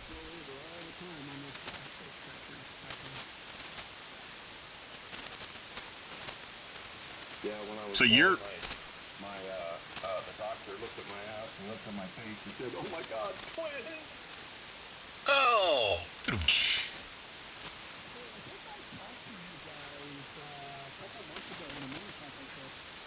I'm sorry. Might have. I've never been on a motorcycle trip. Again, this is Operator Nathan, KM7DTV out of Reno. I took several motorcycle trips over the course of 5 weeks. At one point, I was on a Jaeger G90 in Jackson, Wyoming, off of a portable vertical thing you slap in the ground, got about burners on. And then I did a couple more trips, and I took my Icon 7300 with me because I pull a trailer behind it, and I have batteries in it. And then I started using this very inside half wave up in Oregon and northeastern Washington. Was this ring a bell to any of you guys a couple months ago? It rings a bell to me, and in fact, I looked in the log here. Would that have been May?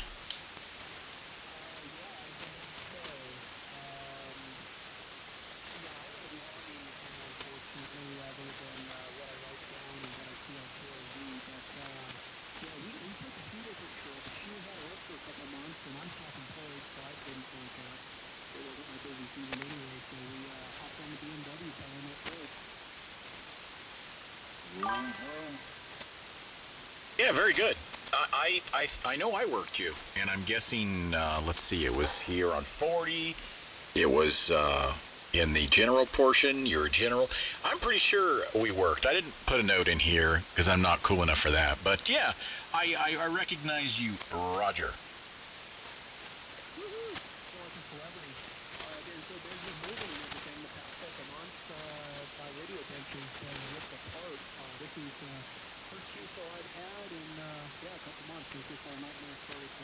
Anyway, hey, back to you guys. I don't mean to break up the local toolkit such young specimens you guys are. I'll let you get back to it. I appreciate the radio check, and Flattery will get him everywhere.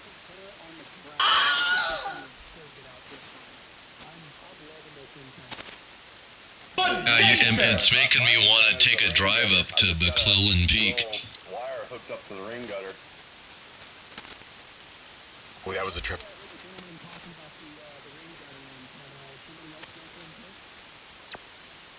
Yeah.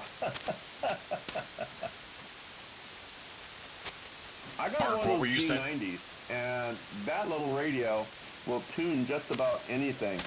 Good Lord. I tried clipping one of the clips to my dog's tail. It wouldn't tune it at all.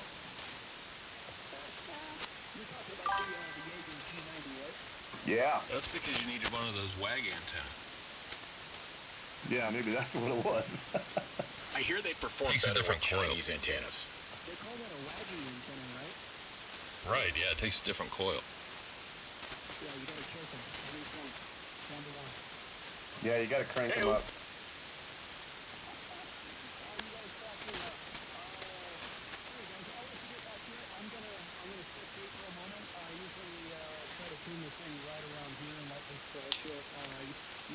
California guys always come booming in every evening about this time.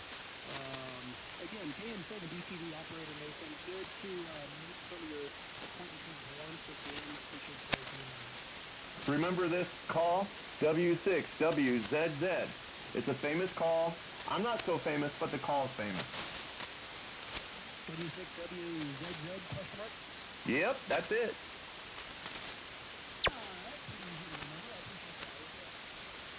Infamous John and wait a Brentwood. minute. I said it was famous.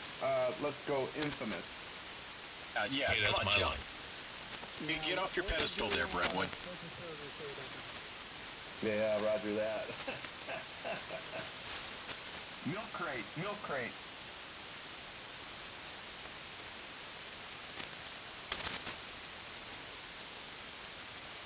And hello to, don't want to leave the folks out here in chat. K3, XBB. Oh, my eyes are so bad. Is that X Bravo Bravo?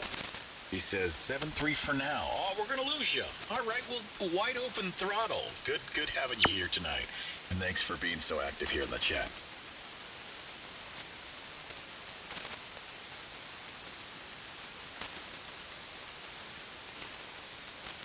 Yeah, that's Brandon. Also, Smitty, we had another guy from VK Land stop by. Anyway, Wide Open Throttle was VK Land as well. So there you go. Oh, very good. Yeah, sorry, Brennan. I messed up. One of these days, I'm gonna remember that call and and your alias or whatever I hear on YouTube.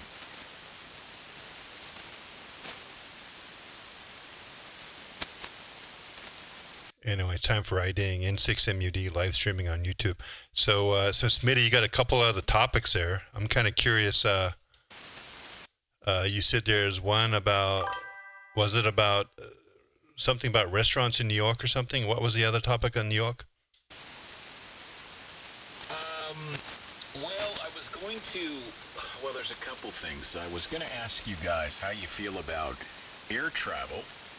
So I've flown a lot of miles, you guys know that. But I have a problem with something where I see this, and I don't want to be a jerk because I love dogs. I have 2 dogs of my own. I love animals, but I have a problem when I see animals in an airplane in the cabin, and it's not. I love it. Like, I look at them and I want to pet them, and I'm, oh, cute dog, that's adorable. But I think to myself, if I'm sitting next to that person, do I do I feel the same if their dog is like, with the paw is like 2 feet from my leg, right? But then secondly, what about folks that don't like dogs or have an allergy, for example?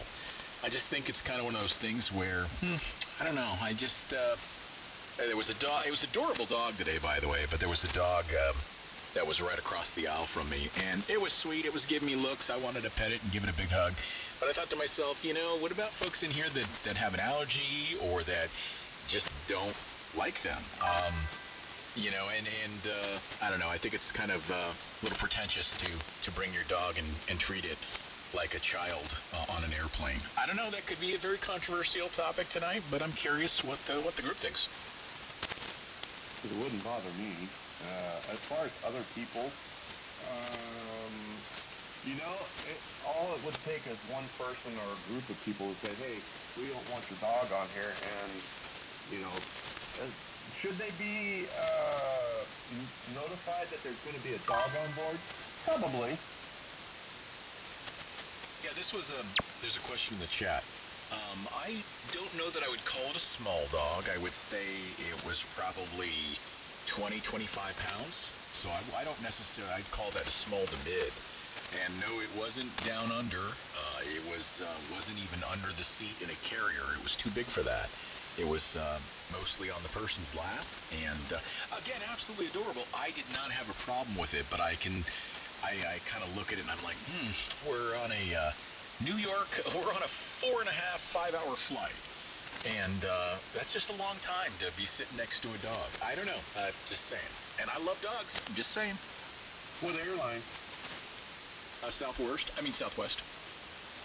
Yeah, my take is, if it's like a pit bull or a German Shepherd or, a dog that could do some serious damage, then I'm against it, because you don't know what could trigger a dog, right?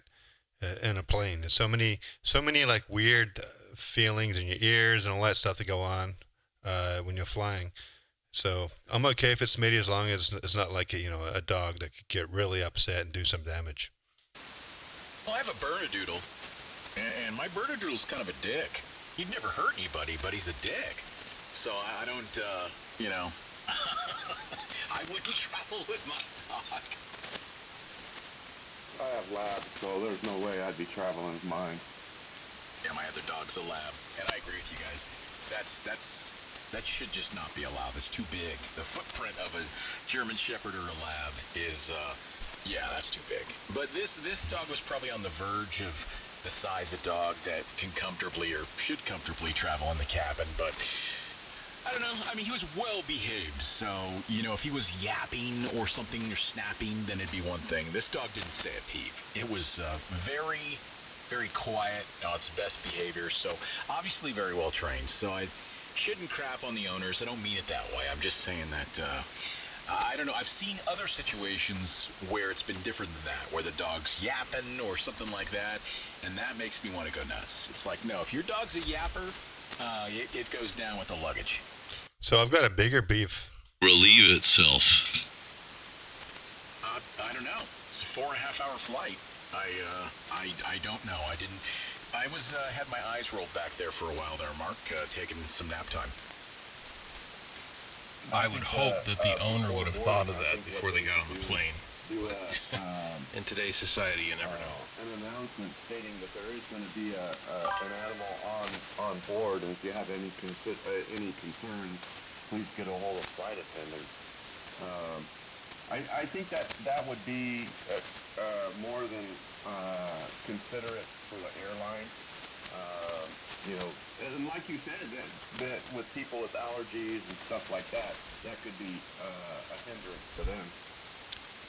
Well, I've got a bigger beef than innocent dogs. What about these 6-month-old babies who's sitting there and scream and wail at the top of their lungs right next to you, Smitty? What do you do when you got one of those sitting next to you? Well, yeah. Okay, I've been on many flights in that situation. And, I think younger me looked at that very differently than current day me. So, having raised kids and having traveled with babies, my kids were never like that. They never were crying and screaming and everything like that. We just loaded them up on Benadryl before the. No, I'm kidding about that part. But well, I never had that experience with my kids screaming their brains out. But they did fly pretty young. Where I did experience it, and I gotta tell you, as a parent, it was rough. Was typically landing. So as that pressure starts to change, and as the baby was kind of going down with us, my kids, at least one time, they got super aggregated and started crying, and I felt terrible. Not screaming, but crying. I have a funny story about that, by the way. My daughter just walked by the shack here, and I saw her. We flew with her when she was about 6 months old, maybe less than that, actually, maybe about 3 months. No, she had to have been a little bit older, because she grabbed a pretzel from the pretzels they would hand out on Southwest, and she chewed on a pretzel, and she started choking. And we were at 32,000 feet, and she was not clearing it. And I learned baby CPR, believe it or not. And to this day, I remind my daughter that I saved her life. I put her over my leg, my knee, and kind of, did the palm into the back. And she choked that, or she cleared her throat, and that pretzel piece came out. It wasn't big, but big enough. So, I went full circle there, Craig. So, back to your question. Yeah, that's a rough one. Noise-canceling headphones help a lot these days. Yeah, even the top of the line Bose, I mean, it did kind of muffle it, but it didn't really help. So anyway, that's my beef, is that there's got to be like a room they can take the kid into, or something, some area where they can sequester them and muffle the sound or whatever, right? So that they don't disrupt all the other passengers, because it's very, very disruptive, much more disruptive than a dog sitting on a passenger's lap. Oh, 100%. Now, there's a couple things to take note there. It's when some parents won't do like something to soothe the baby, like a pacifier or something like that. So that kind of pisses me off. Like my kids, we'd put a sucky in there, and we'd get them, we'd calm them down. And if in situations like with the kids, and we were having any kind of issue, we would take them in the lav. And then, the flight attendants are amazing with something like that. You're like, hey, can I come back here in the galley, or can I go just right? And they're like, yeah, of course. So it's being cognizant of what's going on, and you have certain control, of course, and then there's certain entitlement, and it's when people are entitled and they're like, hey, sorry, baby crying, get over it. It's like, you know what, you do realize we're all sharing like this small little space together, and can you help a little? I think it comes down to the parent, and instead of trying to talk to the child and soothe the child, beat the heck out of the parents in submission. That way, they'll take care of their kids properly. Yeah, I gotta agree. I hold the parents partially.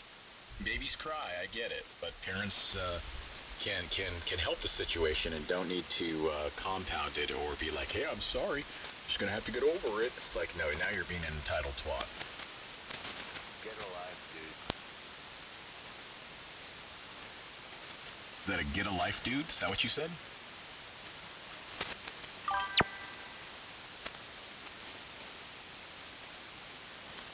Okay, well, I don't know what that was. Well, we're in the general portion. Oh, yes. Please heckle away, people. I could care less. Has anybody ever noticed that the planes nowadays, the padding on the seats has gotten almost not there? They have the hardest seats I've ever remembered on a long flight. It really gets to you.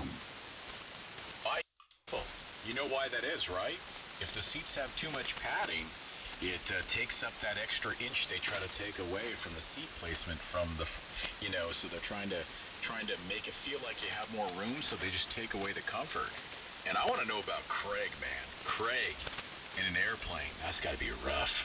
Those big tree trunk legs of yours. Well, so far I've got lucky in the last few flights where I've got like emergency exit, where I can stretch my legs out all the way. But sometimes when I do domestic, yeah, it's brutal. Especially if I'm in the center, Smitty. People see me coming and I'm in the center. you should see their eyes start rolling, shaking their heads like, not me, not me. It's really, it's just, some people are really rude when it comes to me sitting in the center on an airplane, and I don't enjoy it either, right? But sometimes I don't have a choice. Hey, I mean, I'm a really broad-shouldered guy. I know we haven't met face-to-face, and I'm carrying around like I'm probably 6 months pregnant on a good day. So, I'm not a terribly skinny guy by any stretch. I'm not like giant, but I do love, especially when I used to fly Southwest before the reserve seats. I'd see people blow by me all the time. I actually had a method. I would sit towards as close to the front as I could, because they'd look at me and they'd be like, "Oh, I don't want to sit next to that fat ass." So they'd head back, and then they'd have to commit to where they were in the back of the plane. So often I would end up with a seat free next to me. So that's the way I kind of like, just spread out and maybe push my gut out like like a food baby. And that usually would get me an empty seat next to me. I really liked that, and so I'm a little disappointed how Southwest doesn't do that. WB1G. See, now I have the same Well, issue. who gets the armrest on the middle Probably seat? That's always a question. The black pentagram shirt that says Reformed Center. Maybe. I don't think that they get the humor in that. Yeah, I heard you both. Mike, to your question, I think the proper answer is that the middle seat gets the armrest. I think there's a common what I don't like is when the middle person kind of like pushes their shoulders out, and it's like, come on, man. Like, I try to curve my shoulders forward. Again, I'm super broad-shouldered, so it's not my gut. Mostly, it's my shoulders that are sticking out. And the crappy thing, like this trip today, I was in the aisle. That's always terrible, because my left shoulder gets hit by the cart, and everybody that's walking to use the can. So, good flights and bad flights. I prefer the window seat, so I can kind of curl against the window, and I don't know. I prefer first class. That's what I'd like more than anything. Yeah, same here. I prefer NetJet. NetJet, is that like a private jet? Well, it's an airline that you charter. Oh, roger.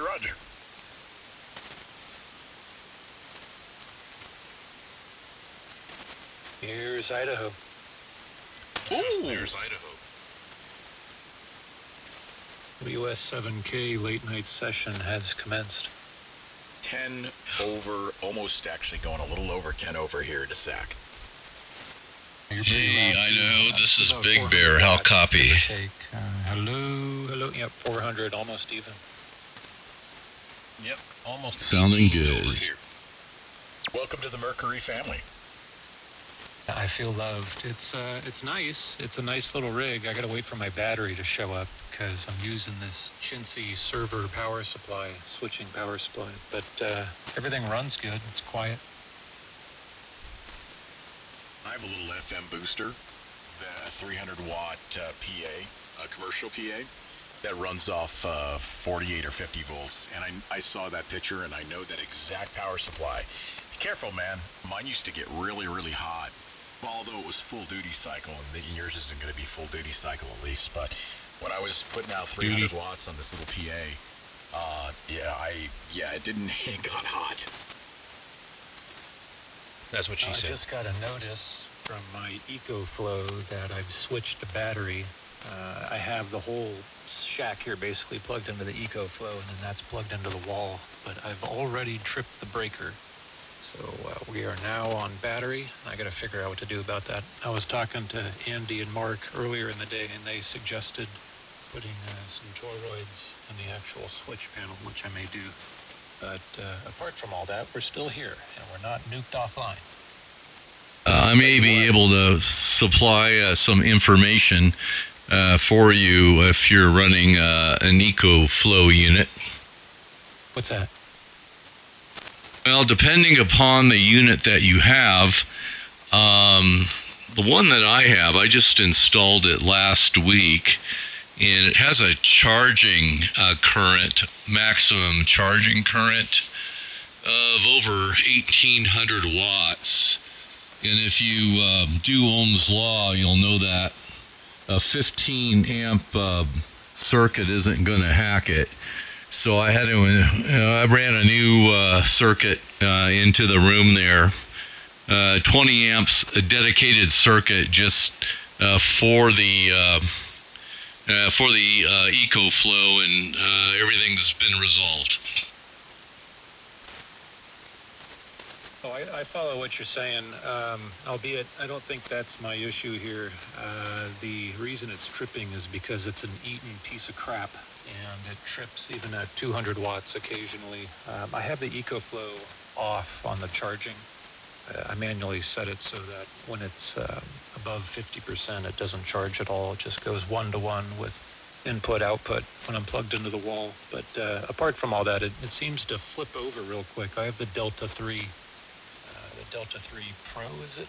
Maybe it's the Max, I don't remember. It's a smaller unit, though. I also have the big one, but we saved that for other purposes. But anyway, it runs really good. This Mercury is pretty sweet, I have to say. Yeah, James. 20 over on that one.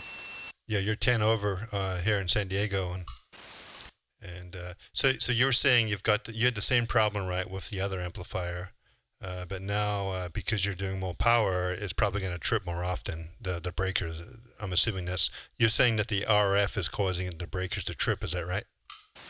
Yeah, it's only the two Eaton AFCIs. All the other ones are the normal type, but it's the two for the bedroom here, of course, that trip. But not a big deal. I can just keep the EcoFlow in the room here and just operate with that, and I'll figure that out some other day.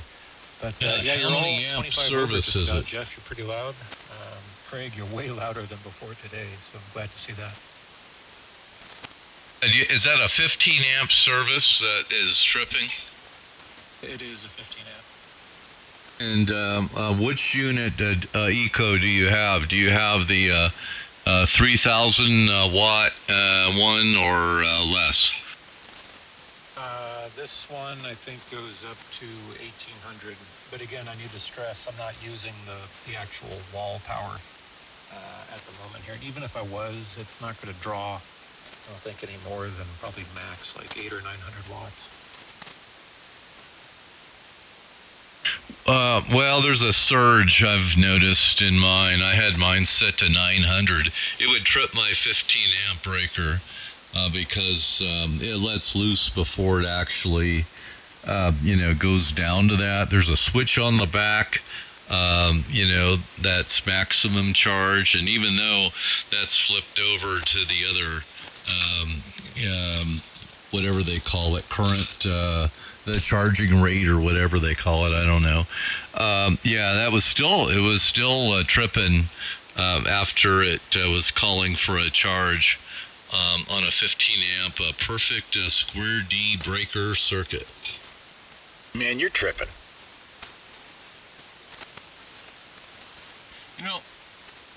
I've heard a lot of these horror stories from these new homes that are being built with all these very, very fragile breakers in them.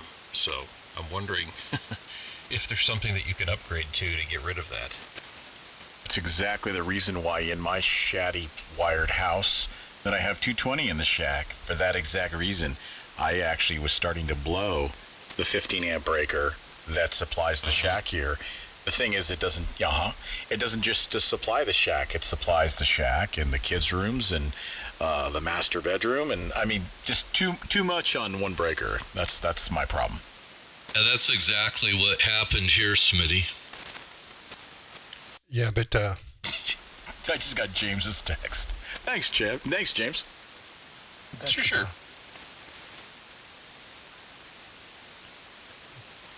Anyway, James, sounds like you'll figure it out. And I'm kind of curious.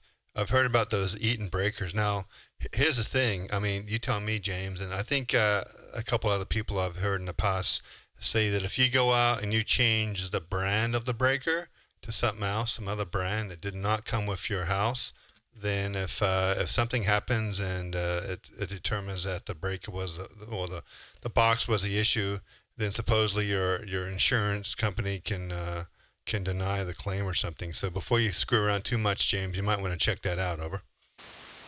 I hear you loud and clear. Remember when I was on the RM Italy, the whole shack was on battery and it was still triggering that breaker. So no current was flowing, at least electrically. Yeah, the breaker could be bad. Just put a new one in, and temporarily put in one that may be a little higher, like a 20, and don't leave it in there, but use it for testing. That's a good idea. Is your home warranty still in place?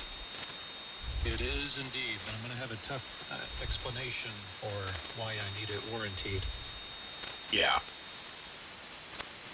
Well, if you remember, when Eric got his new house, and he started having problems immediately with the breakers. Yeah, and they were Eaton breakers as well, I remember him saying. Yep.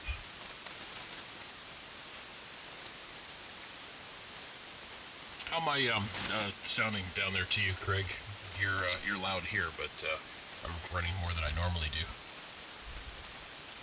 Yeah, give me some audio there. I wasn't looking. Go ahead.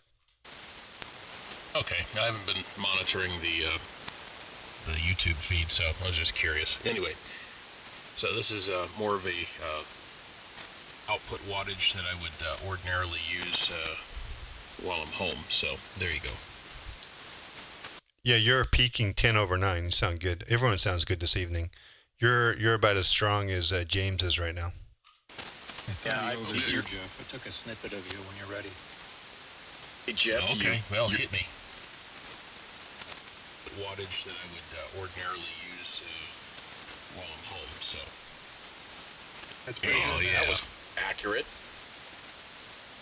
Yeah, there's the smooth, luxurious sounds that I'm used to, not that 2.7 crap that I was at the other night.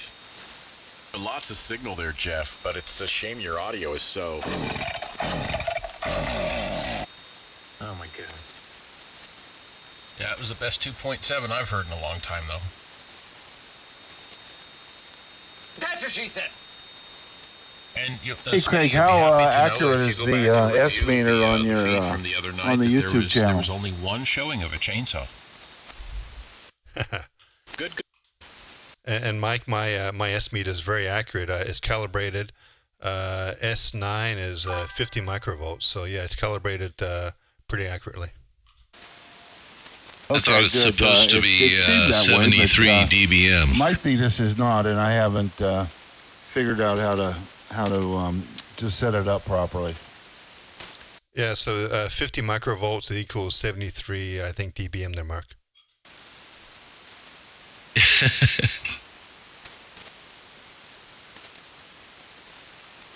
Well, I don't know, whatever the recommended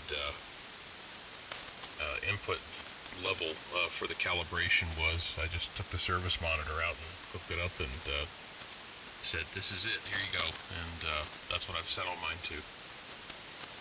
I've got so many service monitors, I don't know what to do with them. A service monitor, or are you just happy to see me? I need a break. Oh God, who broke it?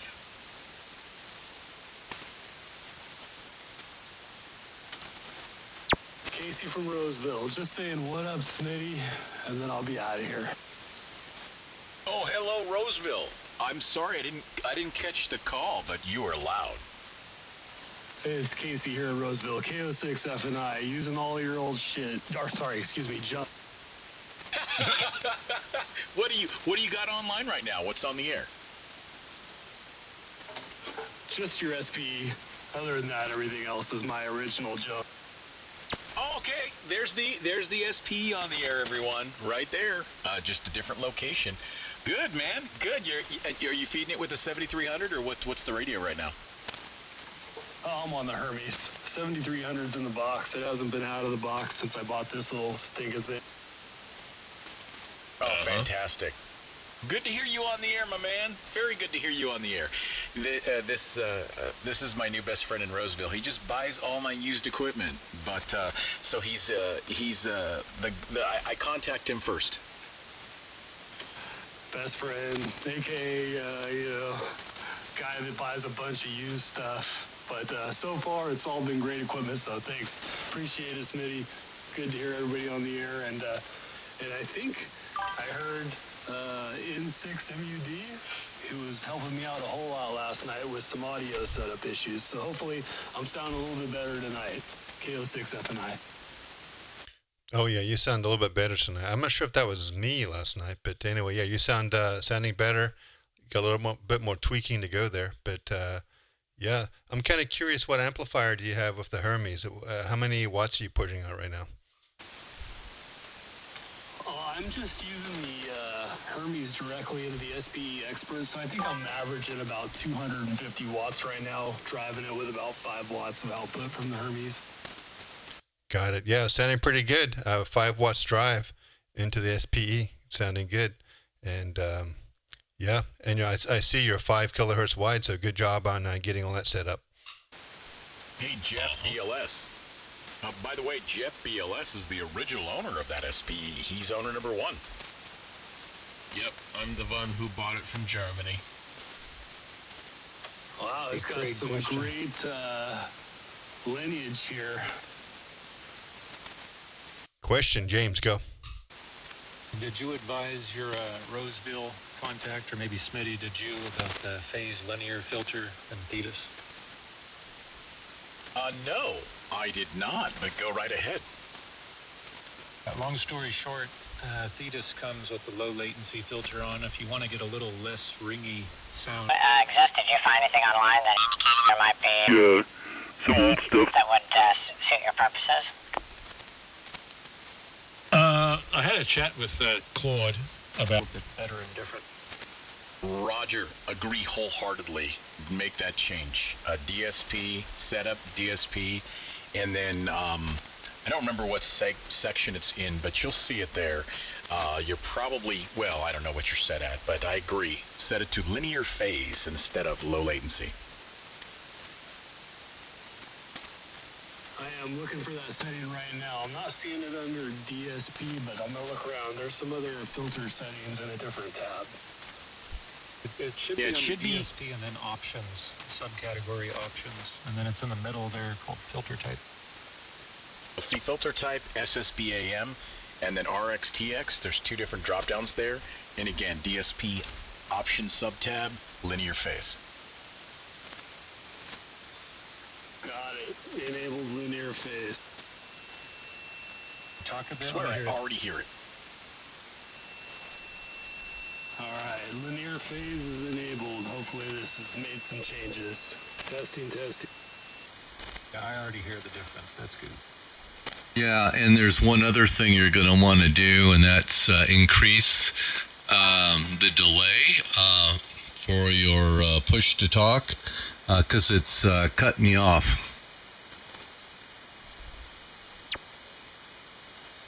I'll copy that. I will do that. I had it, I think, at 300 milliseconds, because I was driving a 2 amp setup here to try to use more power out of the SPE, but I just went directly into it. So let me make that change as well. Which yeah, I had to bump mine up to something like half a second or so. Yeah, I'm guessing you're in the first power mode, by the way. You're not at max as far as your setting, given your drive, right? Yeah, Roger, I'm on actually low, considering it's only putting out, like I said, 250, 260 watts on the peak. Yeah, that's what they advise. You're going to drive that low, you should keep it there. Don't try to, it's not going to do anything different at max, and yeah, that's what I was told at least.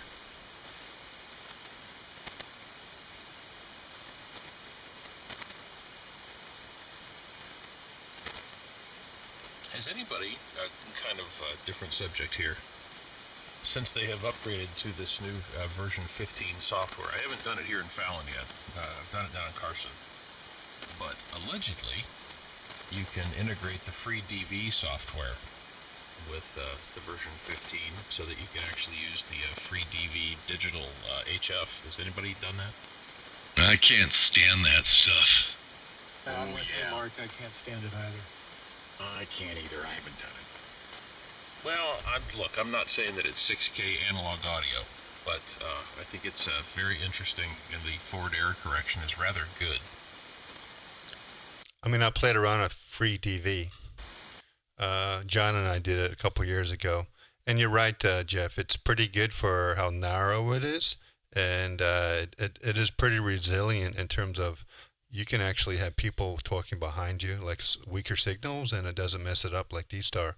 However, there's still that digital sound to it. You talk about voodoo guys that can identify all of us Thetis operators by our digital sound to our audio. Free DV is like 10 times worse, so I'm not really a fan. But no, I haven't tried it with Thetis, and I know that Zeus has, I think they're integrating free DV inside the software, believe it or not. But anyway, yeah, the latest version of Thetis does all types of TCI stuff and that, so you probably could integrate it with free DV pretty quickly, pretty easily. I can't wait for the I may new play around with that. PureSignal to show up here with Richie. So I'm kind of curious, James, real quick. How did your build go? Were you able to build the latest your version of Thetis with the latest DSP stuff? I got about 90% of the way there, and I ran out of tokens. So you're going to have to wait about 24 hours before we get to the conclusion of that. But there is somebody on Discord who did build it and applied the latest WDSP 2.0, which has PureSignal 3.0 in it. And apparently it works about, I think he said 8 or 9 dB more suppression on the IMD3. Interesting. Well, Zeus has the latest WDSP library in it. I haven't downloaded and installed Zeus. I'm no longer supporting that software, but and I'm not necessarily sure if the integration, the way they integrated PureSignal with their software is right. So hopefully Richie will do it right. Hopefully Richie or whoever that other guy is. There's another guy, right, James, that's kind of picked up the development of Thetis. Maybe that's the guy you're talking about. Yeah, is that the same as Thetis Plus? Yuri, don't know where he's at or what his call is, but he made a build earlier this morning that incorporated that new WDSP, and he was showing screenshots and video side by side, in fact, which was helpful. Of the version 1.2, I think, which is the current one we have of WDSP, and then the new 2.0. And there is a difference. The two-tone was, which I think he was showing, was much more suppressed. Theoretical limit to what you can do with that, because it's about magnitude and phase, and if they're perfectly matched, that's all you can do. And the residual is the construction, the hardware that you're operating, and that's where you got to dig. If you want to get below, let's say 40 something, and a lot of these amplifiers are not matched as far as their bifilar type of chokes used in the LD MOS circuits. And yeah, so you got to go through them and get all the right stuff all matched up first before you apply the pre-distortion to get it any lower.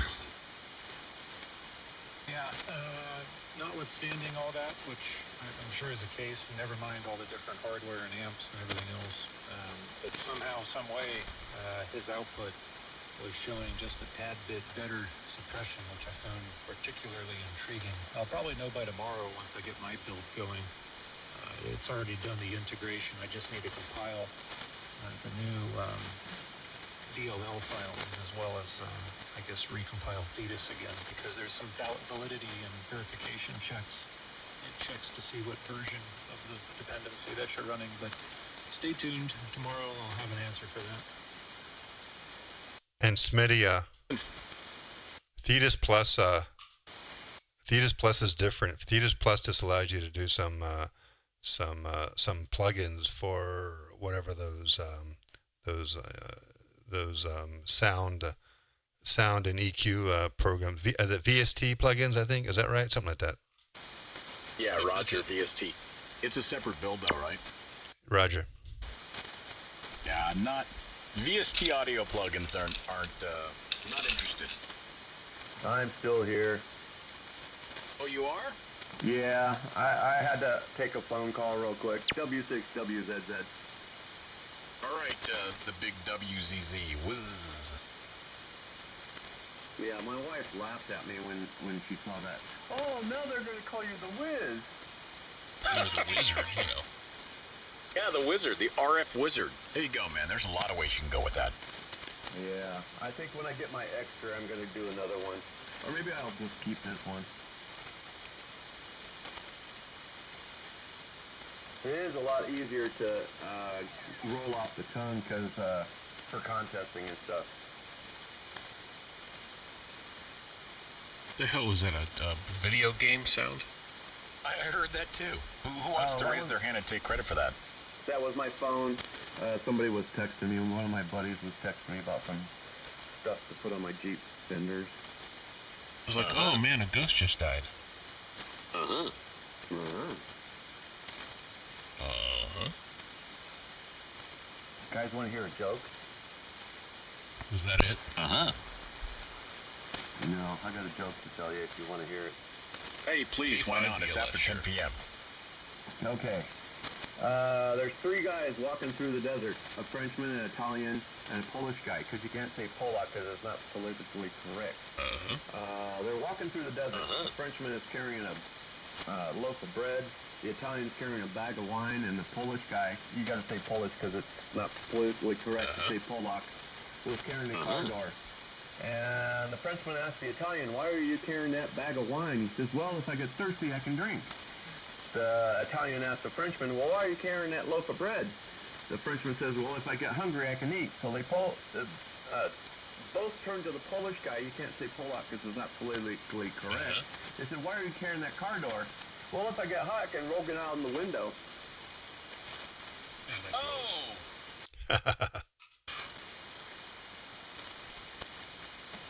Houston, we have a problem.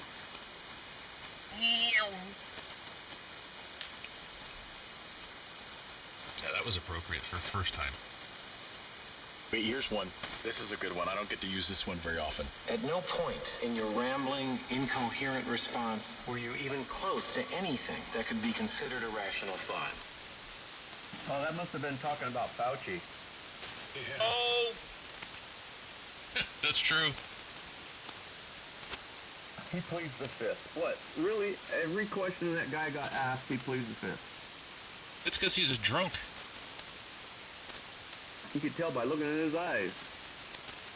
Hey, Craig, I'm curious. How loud am I to you right now? It's now 11:15 my time. Solid S9 and sometimes +5. Yeah, you've never been this loud this late. 10 over in Big Bear. Good, I like that. 5 to 10 over here. I got you 9+ out here in Brentwood. Oh, very good. Yeah, everybody's over S9 here in Idaho. Where in Idaho? About 15 minutes by road southwest of the airport, Boise. Oh, right next to where they have potatoes. I got a buddy of mine that, in fact, I was just talking to him a few minutes ago from Caldwell. Yeah, that's up the road. If he got on, he'd probably be about 50 over. Yeah, he's not a ham radio operator. He's a truck driver. Hey, James, are you doing 600, 500? How many watts are you doing? Well, hello, about 350 average, 400 peaks. You're doing great. Yeah, nice. Big difference. Oh yeah, +5 in that one. Yeah, you're definitely doing much better than you would be yesterday or last night. Yeah, I got the RM Italy up on, well, not quite, it's drafting, but it'll be on QRZ probably tomorrow. Is that the RM Italy, is that ham radio one, or is that for CB radio? Yeah, CB here on 40. No. Yeah, it's the 305 Victor. And it's a nice amp. It works well, especially because I'm usually a battery operator. but it does 200 max, you know, and it's a pretty dirty amp too. It spits out a pretty dirty signal. The dirty girl. Yeah, I've been Well, looking it for fits an in amp with most of the people I'm out here too that poor to, drive the piss out of their amplifiers, and afford one. they end up at 10K wide, even though they're only 2.7. If you stay below the 10 watts, more like 8 watts, it's pretty clean, but as soon as I bump Thetis up to 9 watts, man, oh man. So it's basically good for POTA then. It'll be great for POTA. You know, 8 watts in will get you about 150, 160 out. Hermes light on a POTA. There you go, right there. Who is it that has one of those Hermes that actually uses it mobile? Somebody out here does. Bob has it. W6RFB. So James, W6RFB Bob runs his Hermes light and his Mercury light mobile, and he has a couple of the e-bike batteries that he just puts in a box, and he just powers his amplifier that way. Does he have like his laptop in his lap? He has the he has a laptop sitting in the passenger seat, and he's got some way to some way to key it up. I'm not sure how he keys it up, obviously, because it's not a typical PTT button, but he's got it figured out. But most of the time, he doesn't drive it, doesn't use it driving. He does stationary mobile for the most part. Put your push to top with a clutch pedal get goes. himself some of those Ray-Ban eyeglasses, and VR it, and then get himself like a flashlight pressure switch and key it up.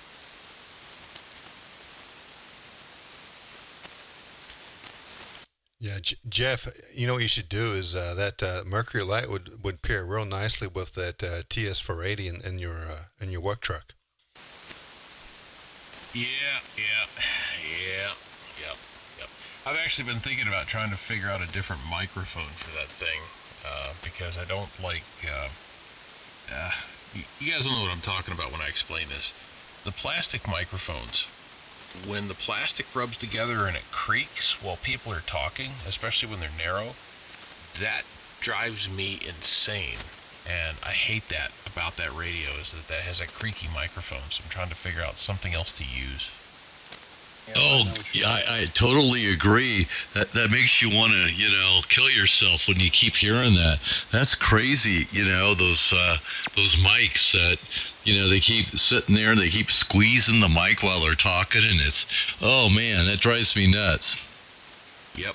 For me too, man. It's definitely a trigger, and I hate other people having to listen to it. Yeah, but I haven't heard that on yours, Jeff. Is that a recent phenomenon? No, it's there. I try to be cognizant of it and don't move the microphone around and just keep constant pressure on it. But if you're not paying attention, I can even hear it locally, and I'm like, man, why did I do that? I hold mine at the base of the cord, and I use 2 fingers, to key it. One on top, and then my thumb squeezes the push to talk. Can you glue it together or something like that so it doesn't? No, it's just the way the plastic is. And anyway, there's 2 culprits. One is the 2 halves of the microphone. Because of where the screw placements are and the thin material that's there, those will squeak or creak together. And then also the microphone plunger itself, the physical part that you push, will scrape against the side of the plastic and cause that same phenomena. I got something for that. RTV. I got something for it too. It's a big sledgehammer. Open up its clamshells and put just a thin layer of that RTV or some silicone on there, and it's enough to stop that, and it's not enough to that you can't get it open again if you want it open. Yeah. I don't think I'm gonna do the RTV thing, but good idea. I don't want to crap up the original, microphone. I'd rather just, take and plug something else in. Here's what you got to do. Open the microphone. Put a big wad of cotton right in front of the pickup there, the audio pickup. There you nice go. big puffy wad of cotton. That's going to fix it right there. Your audio is going to be great. It's already narrow enough. That would be great. You can just run a flex in that case. That's true. What kind of radio is it? 7300? No, it's a Kenwood TS480 HX. It's the 200 watt mobile. Oh, that's it right there. You need to go to a Yaesu or something. No, because natively the radio puts out 200 watts. That's a good mobile radio right there. It's probably one of the best ones built. Yeah, and it works really well for me in the fire truck because of the big mounting base in the head that comes with the radio.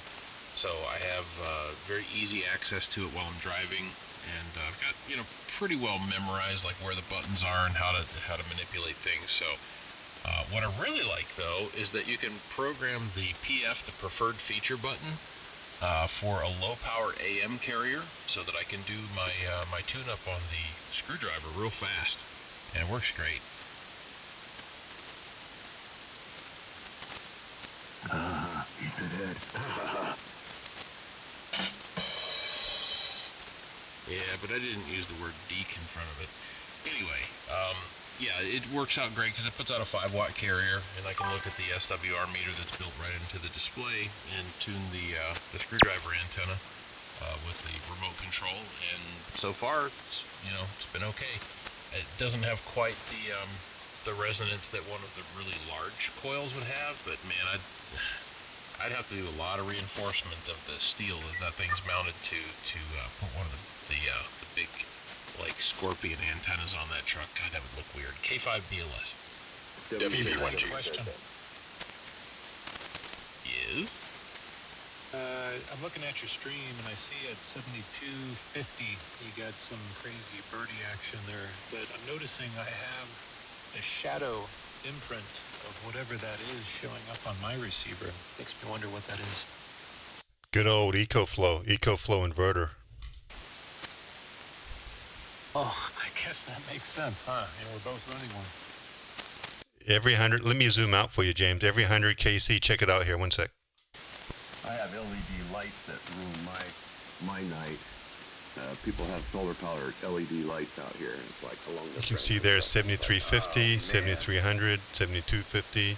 Oh yeah, I mean, I had a bunch of lights in my master bathroom on a strip. There were like 8 of them, and I couldn't even listen to my 2-meter handy talkie. It was putting out so much trash, and the way I found the bad bulb is I started to unscrew each one of them individually. Hey Craig, that's crazy, man. Mine's nowhere near as bad as yours is.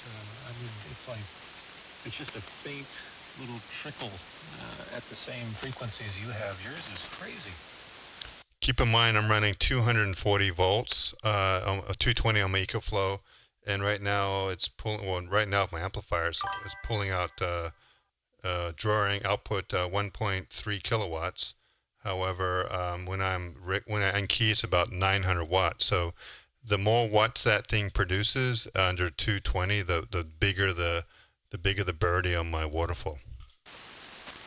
Well, that's intriguing because I just ran a GPU stress test as you were talking there, and I was drawing about 700 watts. It did not grow. What kind of stress test? It's called Furmark, and it runs some crazy graphics deal on the screen. I have a 5080 NVIDIA GPU that's a power hog. Yeah, I have that too. I'm very familiar with that. But, I mean, what does that do? We're talking about RFI, aren't we? His receive has birdies every 50 KC, and as do I. I reckon because we're both on EcoFlow inverters. But I increased the power draw, and it did not grow anywhere near as high as his is. Yeah. Okay, well, I'm confused. Let me explain more, James. So it's well, right now 10:30 at night. I'm not running on battery, so it's pulling this through my EcoFlow from the grid.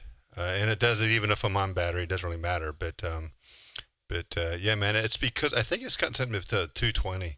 On 110, it never used to do this. It's only when I hooked it up to 220 and hooked it up to my transfer switch and all that stuff. No, that makes sense. Yeah, because I have a 120 unit and I don't see anything except I have noticed just broadband hash when the system is in line, and I use mine differently. I only pull from it as a result of grid failure. Right, but your EcoFlow is in what they call pass-through mode. So it's in pass-through mode. So it's just feeding the grid on the input and passing it through to the output.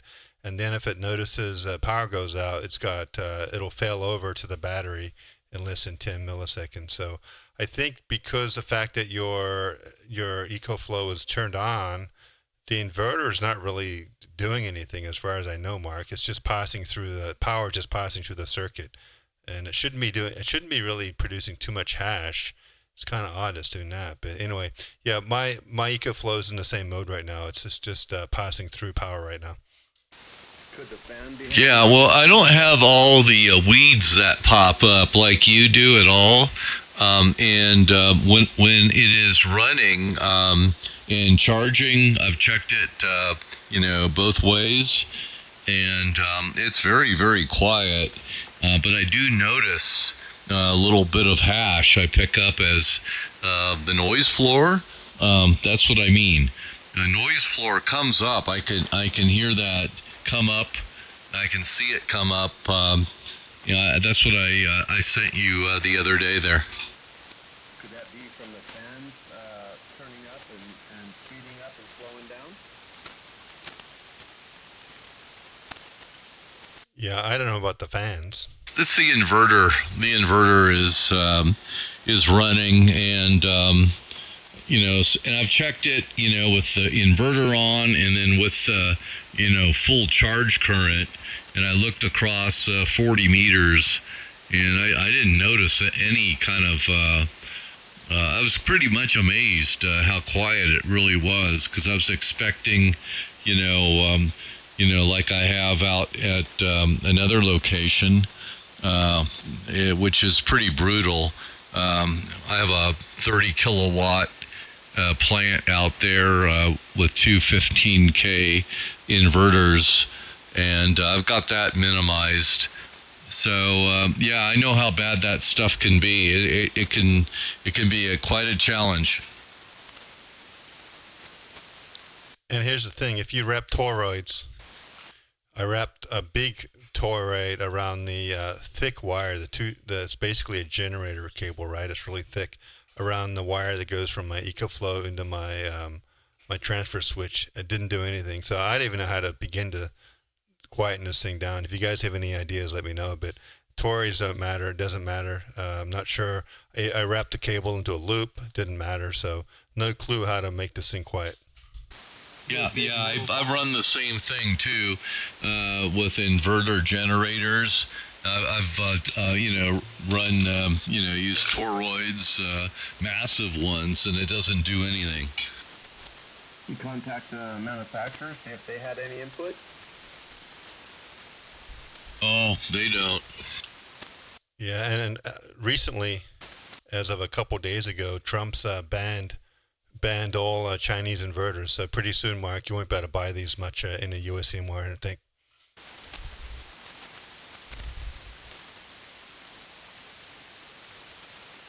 I'm glad I got 3 of them. I'm glad I'm just running on house current.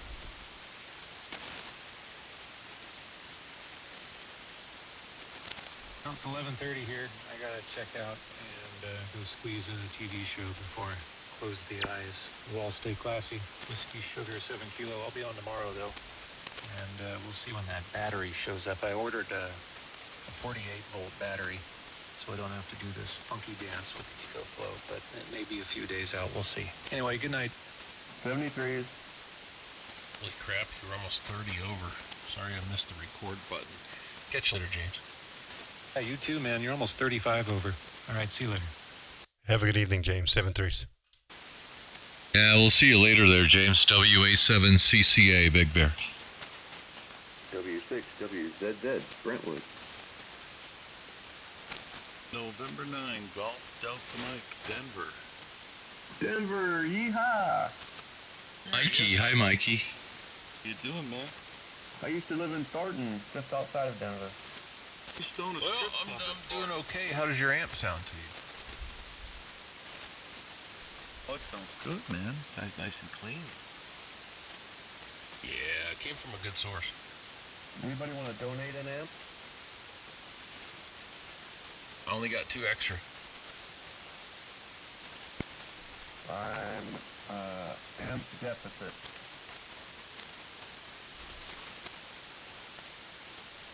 Only like the Red Cross. Yeah, worse than the Red Cross.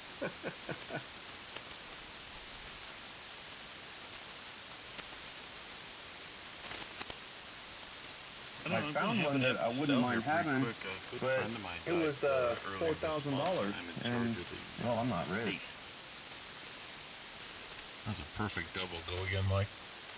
Sorry, I said a friend of mine died earlier this month. I'm going to have a bunch of stuff to sell for him. Well, shoot me the email and I'll forward it around. Yeah, I'll have to do that.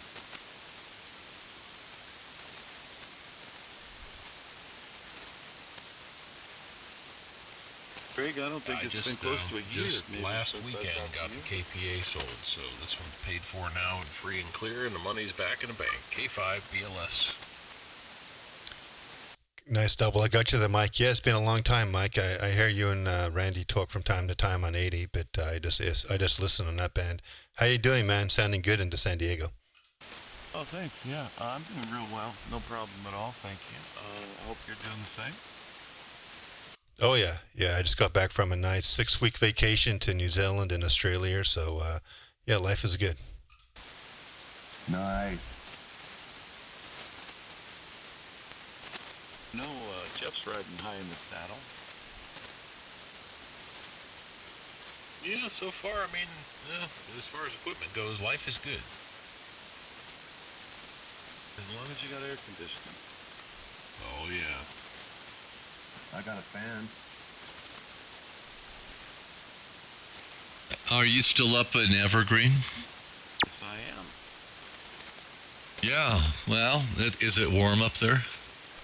You know, it's really unseasonably warm. We've seen 90 just about every single day in July. Yeah, I'm up here at 7,000 feet up here in Big Bear. Yeah, it was 91 here today. I'm ready for winter, guys. Bears must be wandering around, going through trash cans up there in Big Bear, huh? Oh, I don't know. Mikey and I probably should go back to Illinois and cool off there, but it's probably too humid. Yeah, I don't think I could do that for that exact reason.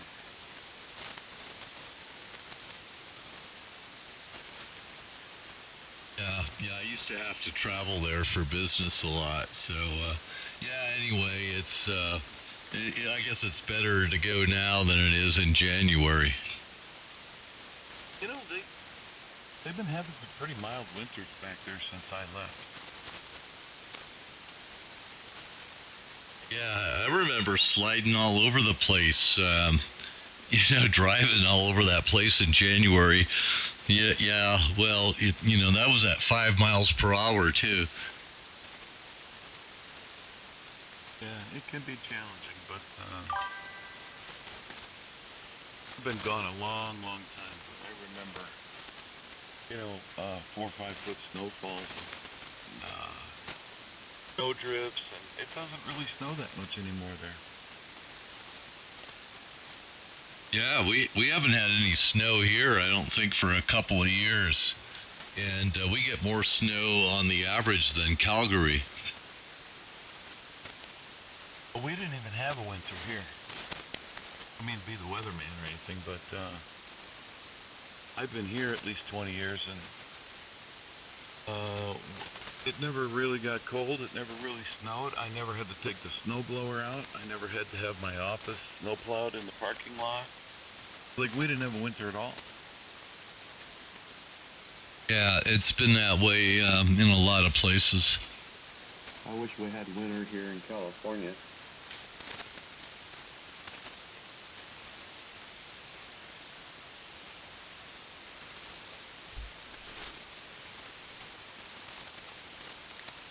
W6WZZ. I wish it would snow up at Lake Tahoe all they want. And just, leave the valley out of it. Yeah, I'll bet you all the good campgrounds are open. I can't even remember half of them now. It's been so long. Yeah, I used to like the one, right at the foot of, Mount Rose. Mount Rose Campground, that was a good one. And then over at Fallen Leaf, that was okay. Is that here? Campgrounds off of Highway 50. Yeah, that's around Lake Tahoe, both of those. Oh, okay. I was saying, I spoke to our friend John in Oakland yesterday. How's he doing? He's doing real good, actually. He's not radioactive too much anymore, but I try to stay in touch regardless, Yeah, did you talk to him on the radio or on the phone? On the phone. Yeah, copy that. I've talked to him from time to time, probably like 6 months ago on the radio, but yeah, you're right. He's not on HF as much as he used to be.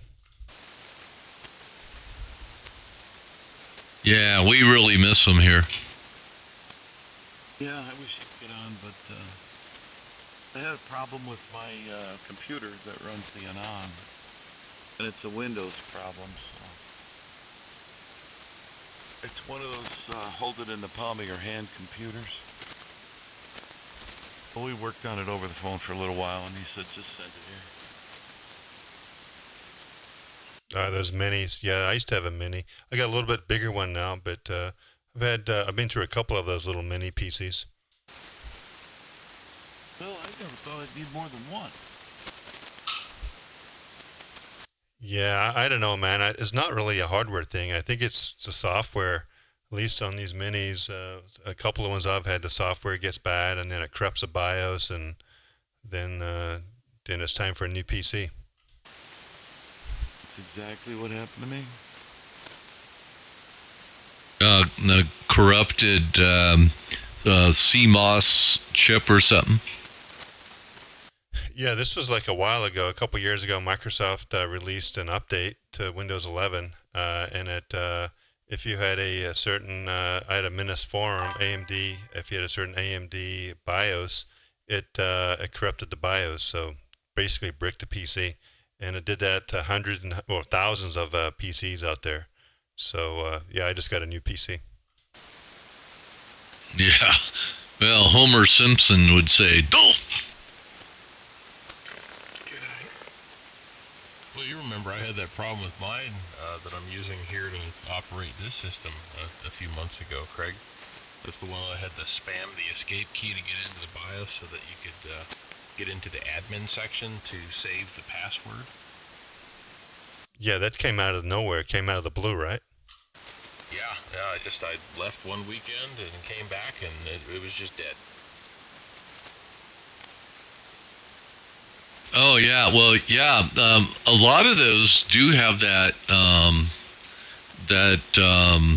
what do you call it, option, yeah, to protect logins into the CMOS programming. And so maybe something got corrupted and it thought it had a password, and then what? It was asking for one and you couldn't log in, I'll bet. No, it was to the point where you could not access the admin section to save a password. There was no ability to save or do anything if you were able to get into the CMOS. So the only way to get out of that apparently was to spam the hell out of the escape key, and then it would boot itself into the correct mode where you could go in and save it, and then it would come up again. Oh, wow. Yeah, it sounds like, yeah, you got, one group doing the hardware, you got another group doing the programming, and there's, somebody dropped the ball. Yeah, truly. I mean, that just absolutely came out of nowhere. I came in here to talk on the radio, I flipped all the switches on, and I'm like, now what? Yeah, that wouldn't be the first time that kind of thing has happened. I really hope it's the last time here. That was a pain in the arse. No, I've had trouble with some of this broadcast gear that got bricked. What was the name of that company? Comrex or something like that? Yeah, anyway, you're going to flash the firmware and that stuff, and then you brick the whole device. Planned obsolescence, that's what I heard. Yeah, thank you, Apple. Smitty, I thought you'd fallen asleep there. Welcome back. I was just about to say the same thing. When Mark was talking, I had to take a poo. Oh. I kid. I thought you were just going to put more glass or ice in your glass.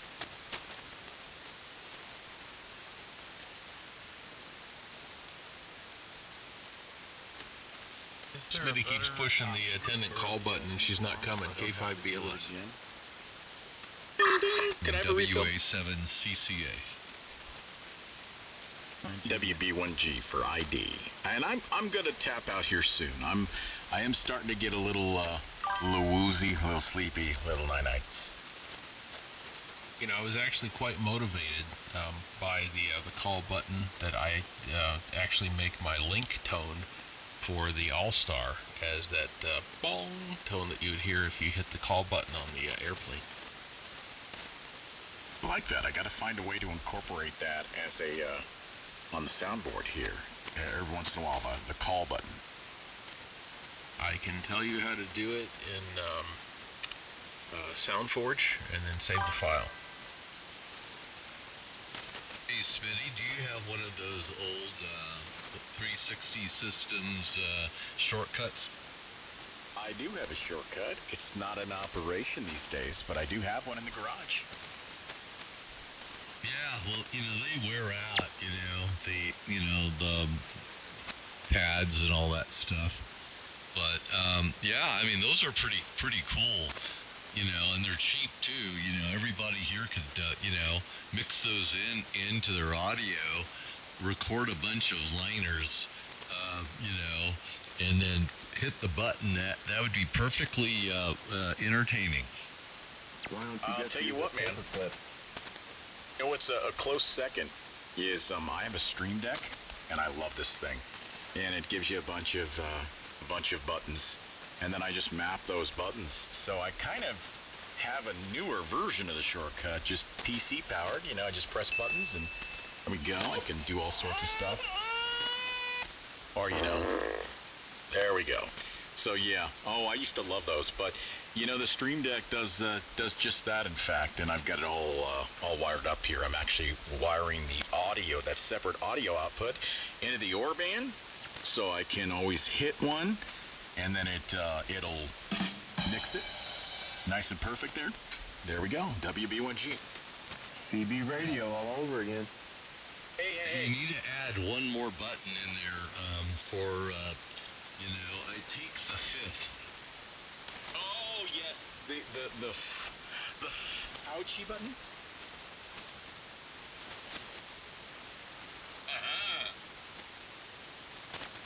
Before I had radio, I did CB radio, and I had a D104.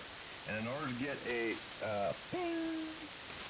when you key up or after you key up, I would take a paper clip and wrap it around one of the screws on the head. And every time I'd key up, I'd just tweak that a little bit and it would go bing.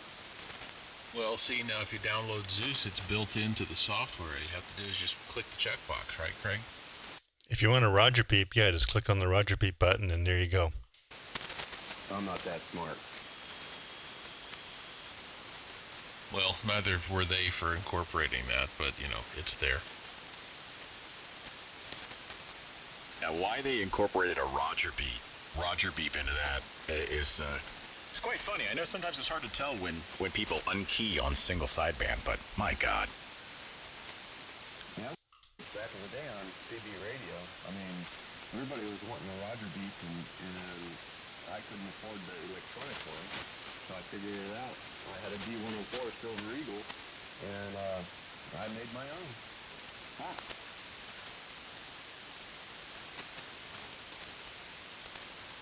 Well, the sound effects used sparingly should accentuate the conversation in the QSO. If not, it becomes 11 meters. That is not my goal, gentlemen.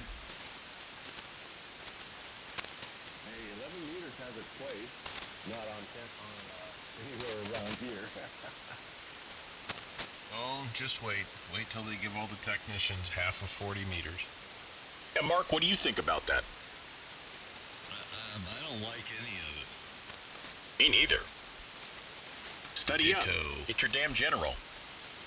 Wait a minute. What did I miss? They're going to try to give technicians up to 40 meters? I thought they were just supposed to be 10 meters and below. Nope, not the new proposal from the ARRL. They want to give most of the 40-meter band and the 15-meter band to technicians. And then data modes, I believe, they'll be allowed data. They want to try to limit them to the 250 watts. Yeah, right, like that's going to work. Yeah. And, yeah, it's going to get a lot busier up here. Big CB radio all over again. Amen. And if you think about it, right, the general test is really not that difficult. I mean, you know, we got who was it? KD8 MKG said he passed the general without even studying. So I don't know, man. I feel like these technicians need to actually do a little bit of effort to get their HF ticket. And also, there's a little bit of knowledge. You got to know how to build antennas and all that.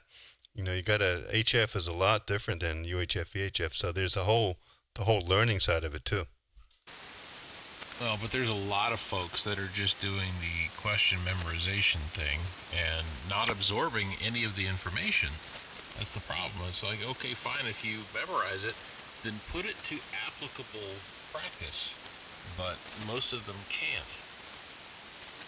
I think they ought to, during the testing procedure, I think what they ought to do is incorporate an idea of being able to build an antenna out of parts that they have laying on a table and see if they could actually do something like that as a technician.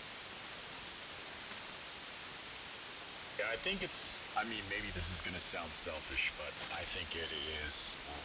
It almost sounds desperate from the ARRL. I'm not happy with it.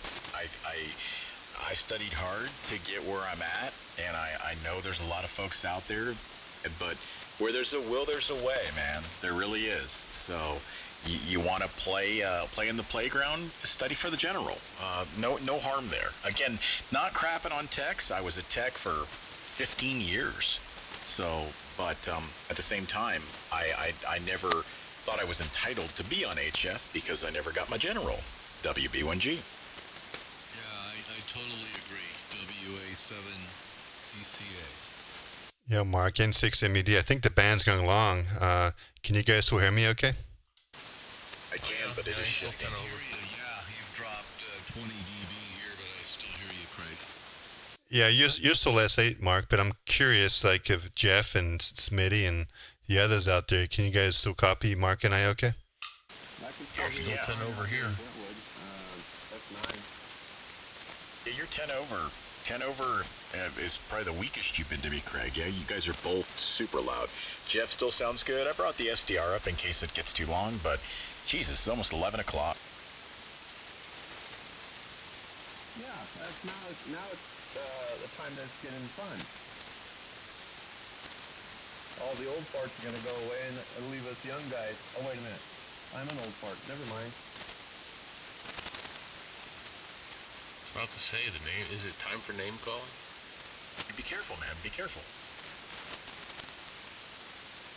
Well, here's the deal. You know, they've really, they took away the necessity for CW, and it's just, a progression into just sending in your $35 to get your ham license. Is it up to the AARL? That's been part of the commentary. There's still open commentary. The FCC has refused to rule or move on this, and the ARRL is once again pushing them to make a decision on the request that they filed, I think back in 2018 on this. So if you look up the information on, whatever it is, the ham upgrades, there's a couple YouTube videos out there that explain a little bit more about it, but they're still accepting open public commentary. And I'm thinking, man, if they haven't done anything in 2 years, don't you think that maybe that public commentary is kind of speaking volumes and that they shouldn't have to rule on anything? Yeah, right. Are they desperate? Then they worried that the hobby's going to die? I think it's still pretty alive, eh? Well, the other side of it is people are saying, well, what about the, with some of the Elmers selling getting up there in age, and nobody, no sell youngsters, and when I say youngsters, not teenagers, but 20s, 30s, 40s, jumping up in and playing with the older guys. They're worried that the fun is not going to last. That was a... It sounded a little bit clipped.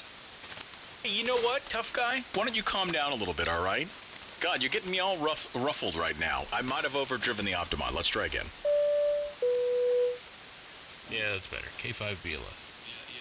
Bring it down a little bit more, and look at the waveforms so they're rounded on the edges. Oh my God.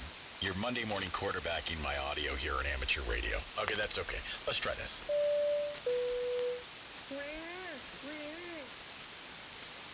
I think it's pretty accurate, right? Here, guys, I'll maybe dial in tomorrow night, N9 GDM. Dial in? Yeah. Dial in, come in, say hi, whatever. WB1G, man, sub 3. Catch you later, Mike. Good hearing you, man. Stop by more often. I will. Is this where you guys have pretty much landed? No, it's typically we're down in the extra portion. We're actually live streaming on YouTube. I do a live stream, so sometimes I come up here to general, get more of the YouTubers or live streamers involved. But I don't know, man. You'll find us. Just look for the Y signal. There you go. Take care. N9 GDM. See you later. Take care, Mikey. WA7CCA. All right, Mark. Thanks. Good to hear you, my brother. Come on back. Come on back now, you hear? When makes it around, tell her I'll have a double, please. Come on. I'm actually shocked. I just want to let you all know that I am 60 minutes away from being awake for a full 24 hours. Holy crap, Smitty. Not bad for an old guy, huh? That was a triple, and I don't know what I'm trying to do with myself. I flew in from New York earlier, so I was on an early flight, so it was only because I wanted to talk to my amateur radio friends. I've been on the East Coast most of the week. Aww. Aww. See? So that was now you just need to get a remote set up. That was the joke about the call button, because I kept hearing, this. Somebody's door? Seatbelt. Call button, the I need a cocktail. Well, yeah, do the one ding, but you're going to have to clean up the audio. It's still not right. Oh, gosh. The rest of you. I don't like broadcast engineers chiming in. The rest of you. Is it that bad? Yep. Oh, shut up. Get out of here. Okay, I'm shutting up. Kidding. A kid. Yeah, so was I. Hey, Smitty, do you have the seatbelt, the ding, just for the seatbelt? Yeah, that's the good one. I think I have it here. How about a fart? I've got it. Hold on, I gotta wrap it up here. Yeah, Craig, it's the ding. Yeah, that's the courtesy tone that I use for my All-Star. How about a fart? Nice. 10-4. Yeah, you know what? That ding I was playing is actually, that's the 10,000 foot marker ding. So forgive me, I'm a little off my game. All right, let's try something here. Stand by. I didn't even know that there's a ding for 10,000 feet. That's interesting. You got to be in autopilot speed. Yeah, absolutely, 100%. As you're going up in altitude, you'll hear a ding ding. Basically, that call I've been hitting, you'll hear that, and that is the signal from the cockpit, or sorry, flight deck, that you're at 10,000 feet. Or you're pulling into a auto parts store and they want you to open up the trunk. All right, here we go. I think this is the trunk because you got a dead person in there, but your oil cans are in there. Okay. That or you've walked in Radio Shack and they've already asked you, would you like to buy some batteries? Okay, let's see if this is the ding that you guys are talking about. Yeah, that sounds like somebody when you walk into a store, like a boutique or something like that. Ding dong. Yeah, I'm pretty sure that's the turbulence. Put on your seatbelt. That's the one. It sounded like the pitch is a little bit high. Well, that's what happens when you get older. Things change and the pitch goes up. Oh, you're talking about the sound effect. My apologies. Yeah, see, I just used a 700 and a 702 hertz tone and let them beat together for 500 milliseconds or something. See, I was... It's a pretty pleasing sound, actually. I think I'm in the wrong group. There's nobody else around here that has a bell tone for their courtesy tone on their repeater. Yeah, well, I guess that might change a little bit from aircraft to aircraft, especially Airbus to Boeing. I'm not a big fan of traveling on Boeings these days. You know, if it's Boeing, I ain't, or if it ain't Boeing, what is it? If it's not Boeing, I ain't going. Yeah, that has sure lost its luster, hasn't it? That's what she said.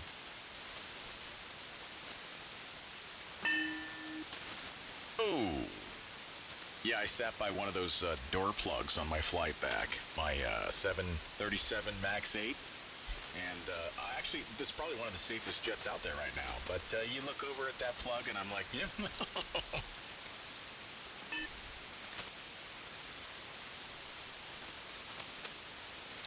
N6 MUD Friday. Wow, it's 11 o'clock, guys. You guys, Smitty, you made it 24 hours. No, it's another. I got one more hour before I hit the 24-hour mark. Wow, you must have got up, 3 a.m. New York time or 4 a.m. New York time? 3 a.m. New York time at LaGuardia by 4:30. And in the air by 5 a.m. But I did get home super early. I got home here at I think 11. No. Maybe 11:15 or something like that. It was before noon, so that was the only way to do it. Yeah, I like torturing myself. I almost didn't go to bed. Dude, have they upgraded any of the terminals in LaGuardia? That was one of my least favorite places to fly in and out of. It was just every terminal on there was just scummy. Question. So yeah, standby question. I was in Terminal B for both my inbound and my outbound, and I flew in actually on United, and I flew out on Southwest, and they're both out of Terminal B. I was actually really impressed. They've sunk a lot of money into that terminal. I don't know about the other ones. It's still kind of old looking from the outside, but once you get towards the gates, they've really gussied it up a lot better than I was expecting. JFK, I'm not a fan of JFK at all. Actually, to be honest with you, I don't like LaGuardia either. I don't like the short runways, and I don't like the fact that with all the shortage of air traffic controllers right now, there's been a lot of incidences lately at LaGuardia. Yeah, that was definitely one of my least favorite places to go in and out of the East Coast. I mean, I'm not scared of air travel at all, but I did kind of, cross my fingers a little bit and say, okay, let's just sit in the air and get out of here. Okay, we're good. The only one benefit that I saw is when they would go out and circle the Statue of Liberty. Yes, and there is still an approach that goes over Manhattan. It's not a low flyover directly over the city, but you're either on the Hudson or the East. I always get them mixed up. But if you've got the right window seat, you get a gorgeous look at Manhattan.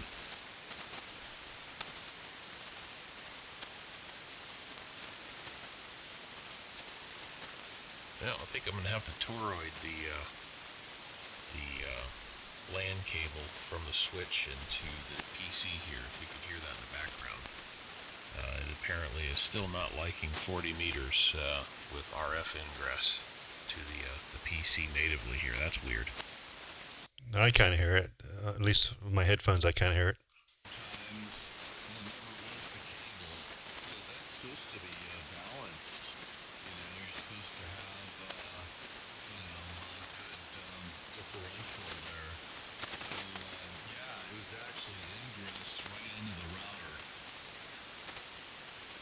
That's not happening. I'm on fiber optic, but yeah, ever since I switched to that, this thing's been dinging every time I hit right around 1,000 watts. K5 BLS. What dings? Is it the router dings? No, it's the Windows sound for whenever you try to attempt an action that it doesn't know, like right-clicking too much, or I'm sitting here and every once in a while it'll open up the browser window, as I'm talking. Okay, it could be the route. It could be your cat cable. It could be another one as well, though, Jeff. So, but yeah, maybe the cat cable is the first culprit, right? Yeah, I'm betting it's the cat cable, because the original feed to the switch had. Yeah, see, like that, it just opened up the recycle bin and it's empty. So anyway, the cat cable that originally fed the switch had a toroid on it, so I'll put one on the toroid tomorrow, or a toroid on the cable feeding the PC. Damn it, if I can spit it out. I'm not gonna do it. I'm gonna be very disciplined. Oh boy. Uh-oh.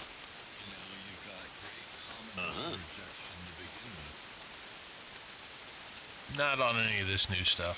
No, that's the whole reason I couldn't use the DX10 with the amplifier on, is because of the really shitty filtering that they did on the LAN 10 adapter. So I had to feed fiber optic into the shack here to get rid of the common mode so that I could use the DX10 with the amp.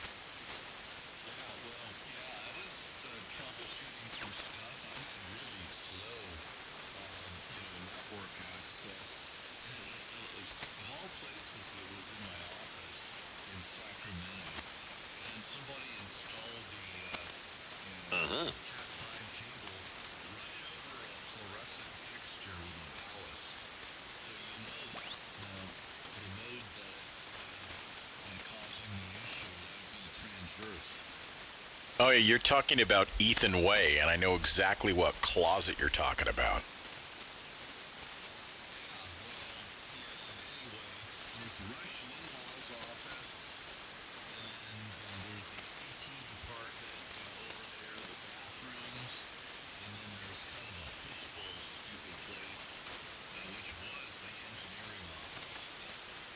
So the engineering office was long gone at that point.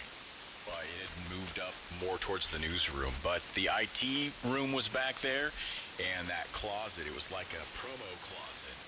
And oh yeah, boy, whoever wired the Ethernet in Ethan Way can Oh man, I just want him to feel pain. WB1G. Sorry, this is too niche talk for everybody.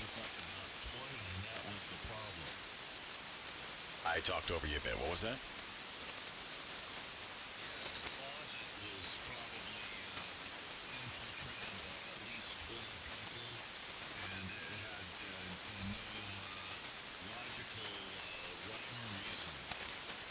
With a Cisco 2600 layer 2 switch up in the promo closet right next to the Easy Up that they took out on remote broadcasts. Yep, you know exactly what I'm talking about.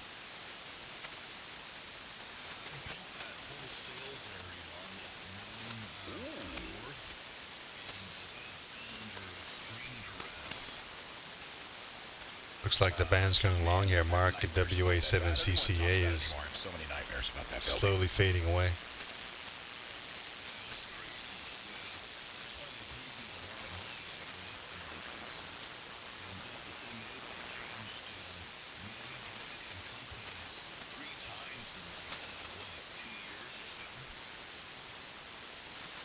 Or AM, FM? I can't even remember. They were already clear channel by the time I got on board, but all right, gents, I'm just gonna try to go 24 hours, but that's gonna be midnight. I'd be shocked if we go that long. I'm gonna punch my own clock here and say, yeah, this is it for me. 7-3 guys, good talking to all of you. Nice band conditions tonight, man. What a treat. And good night to everybody listening on YouTube as well. Good having you guys with us as well. 7-3 WB1G.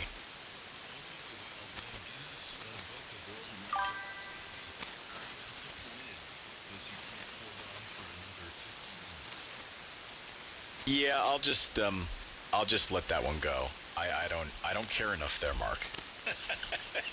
No, I'm starting to get pretty droopy and drowsy and all that. So you're all sounding good tonight, man. 7-3 guys, Jeff, Craig, Mark, John, Brentwood, if he's still out there, I think he cleared. But 7-3 to all you guys, WB1G. Hey, Smitty, catch you later, man. Hopefully you get some good night's rest, and maybe we'll catch you out here again over the weekend. Have a good evening in 6MUD, San Diego. I am going horizontal. I'm going to get out of here too, guys. I got things to do tomorrow. 73s, everybody. Whiskey 6, Whiskey Zulu, better known as W6WZZ. Brentwood, Northern California. Mr. Wiz. 7-3s. Are you going to hang around, Jeff? Are you going to pull a plug? No, I got to hang out for a little bit longer. I don't think Mark can hear me. I think Mark and I are too close.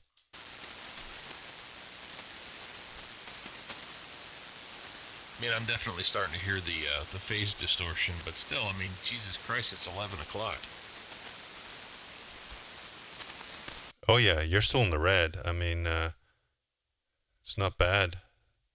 Summer band conditions, love it, man. It's definitely good times. 40 meters in the summertime. Yeah, but we don't ordinarily get to stay up this late. Well, especially, it's not a school night, so it's okay.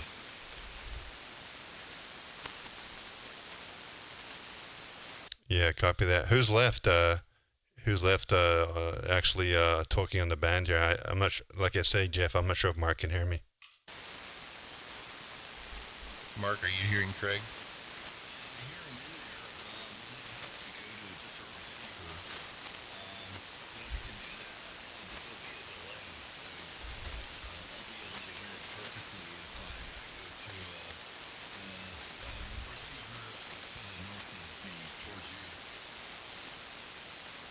He probably watches YouTube feed also. Yeah, Mark, I can hear you, but you're right at the noise level. We're just way too close.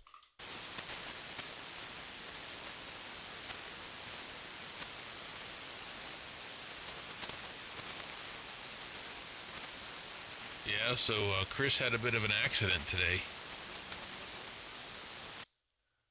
I heard. I think I was listening to, I was listening for a couple minutes this afternoon, something about solar panels crushing his leg on a trailer or something. Maybe, is he okay? I mean, hopefully, that's a little I remember hearing a little bit about that. Yeah, I mean that's pretty much the long and the short of it. But yeah, it injured his leg pretty good. I guess he's got to go to a regular doctor. But they gave him some morphine to help cure some of the pain, and then he decided to overdose on CBD. And anyhow, so he's probably pretty whacked out right now. But yeah, it's swollen really good, and says it hurts. And anyway, we'll see how that works out. I hope it's not a terrible tear or something. You know, that he's able to recover quickly.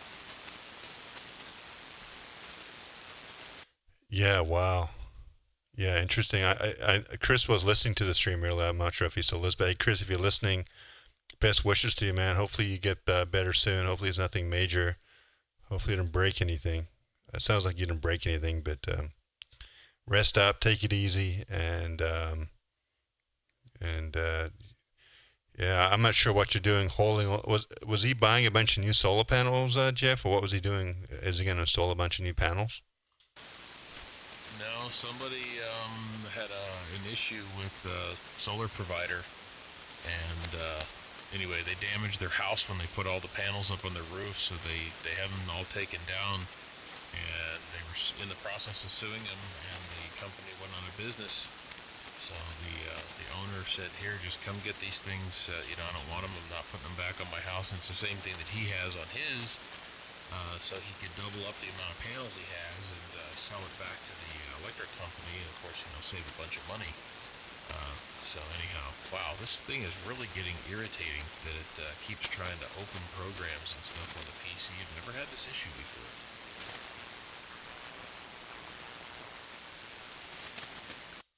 Yeah, copy that, Jeff. Hey, man, I'm gonna pull a plug. My wife is probably trying to sleep right now, and I'm talking, so and plus I'm getting tired too. But good hearing you on, man. Sounding good back on the Anan. Got that thing dialed in. Hopefully you can figure out that RF issue getting to the PC. Sounds like it's something minor. You just wrap a couple of toroids and hopefully it'll fix it for you. Yeah, I'm sure it will. Sure it will. Oh, jeez. Okay. All right. Well, Mark 73s, we'll catch you later, and all the SWLs, wherever you are, 73s to you as well, and maybe we'll catch everybody tomorrow. K5 BLS Found.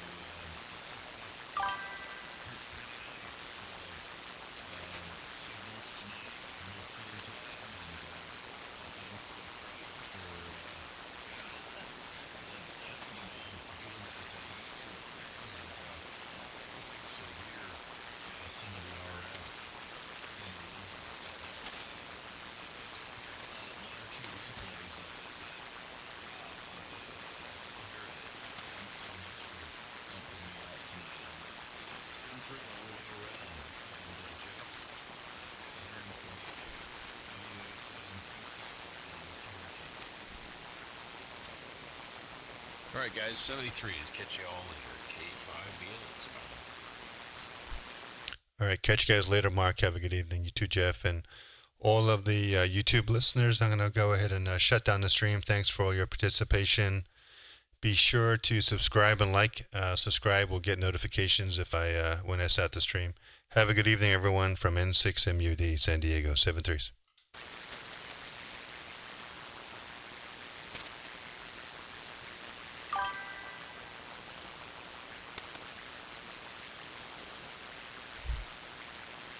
You guys can see the phasing here. See these peaks here? There's some type of interference. I don't know what it is, but check it out when I adjust the phasing.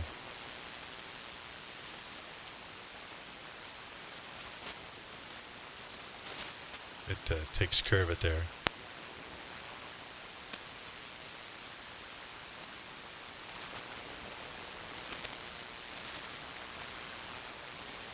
So one of the great things about Thetis and the Anans is this phasing control here.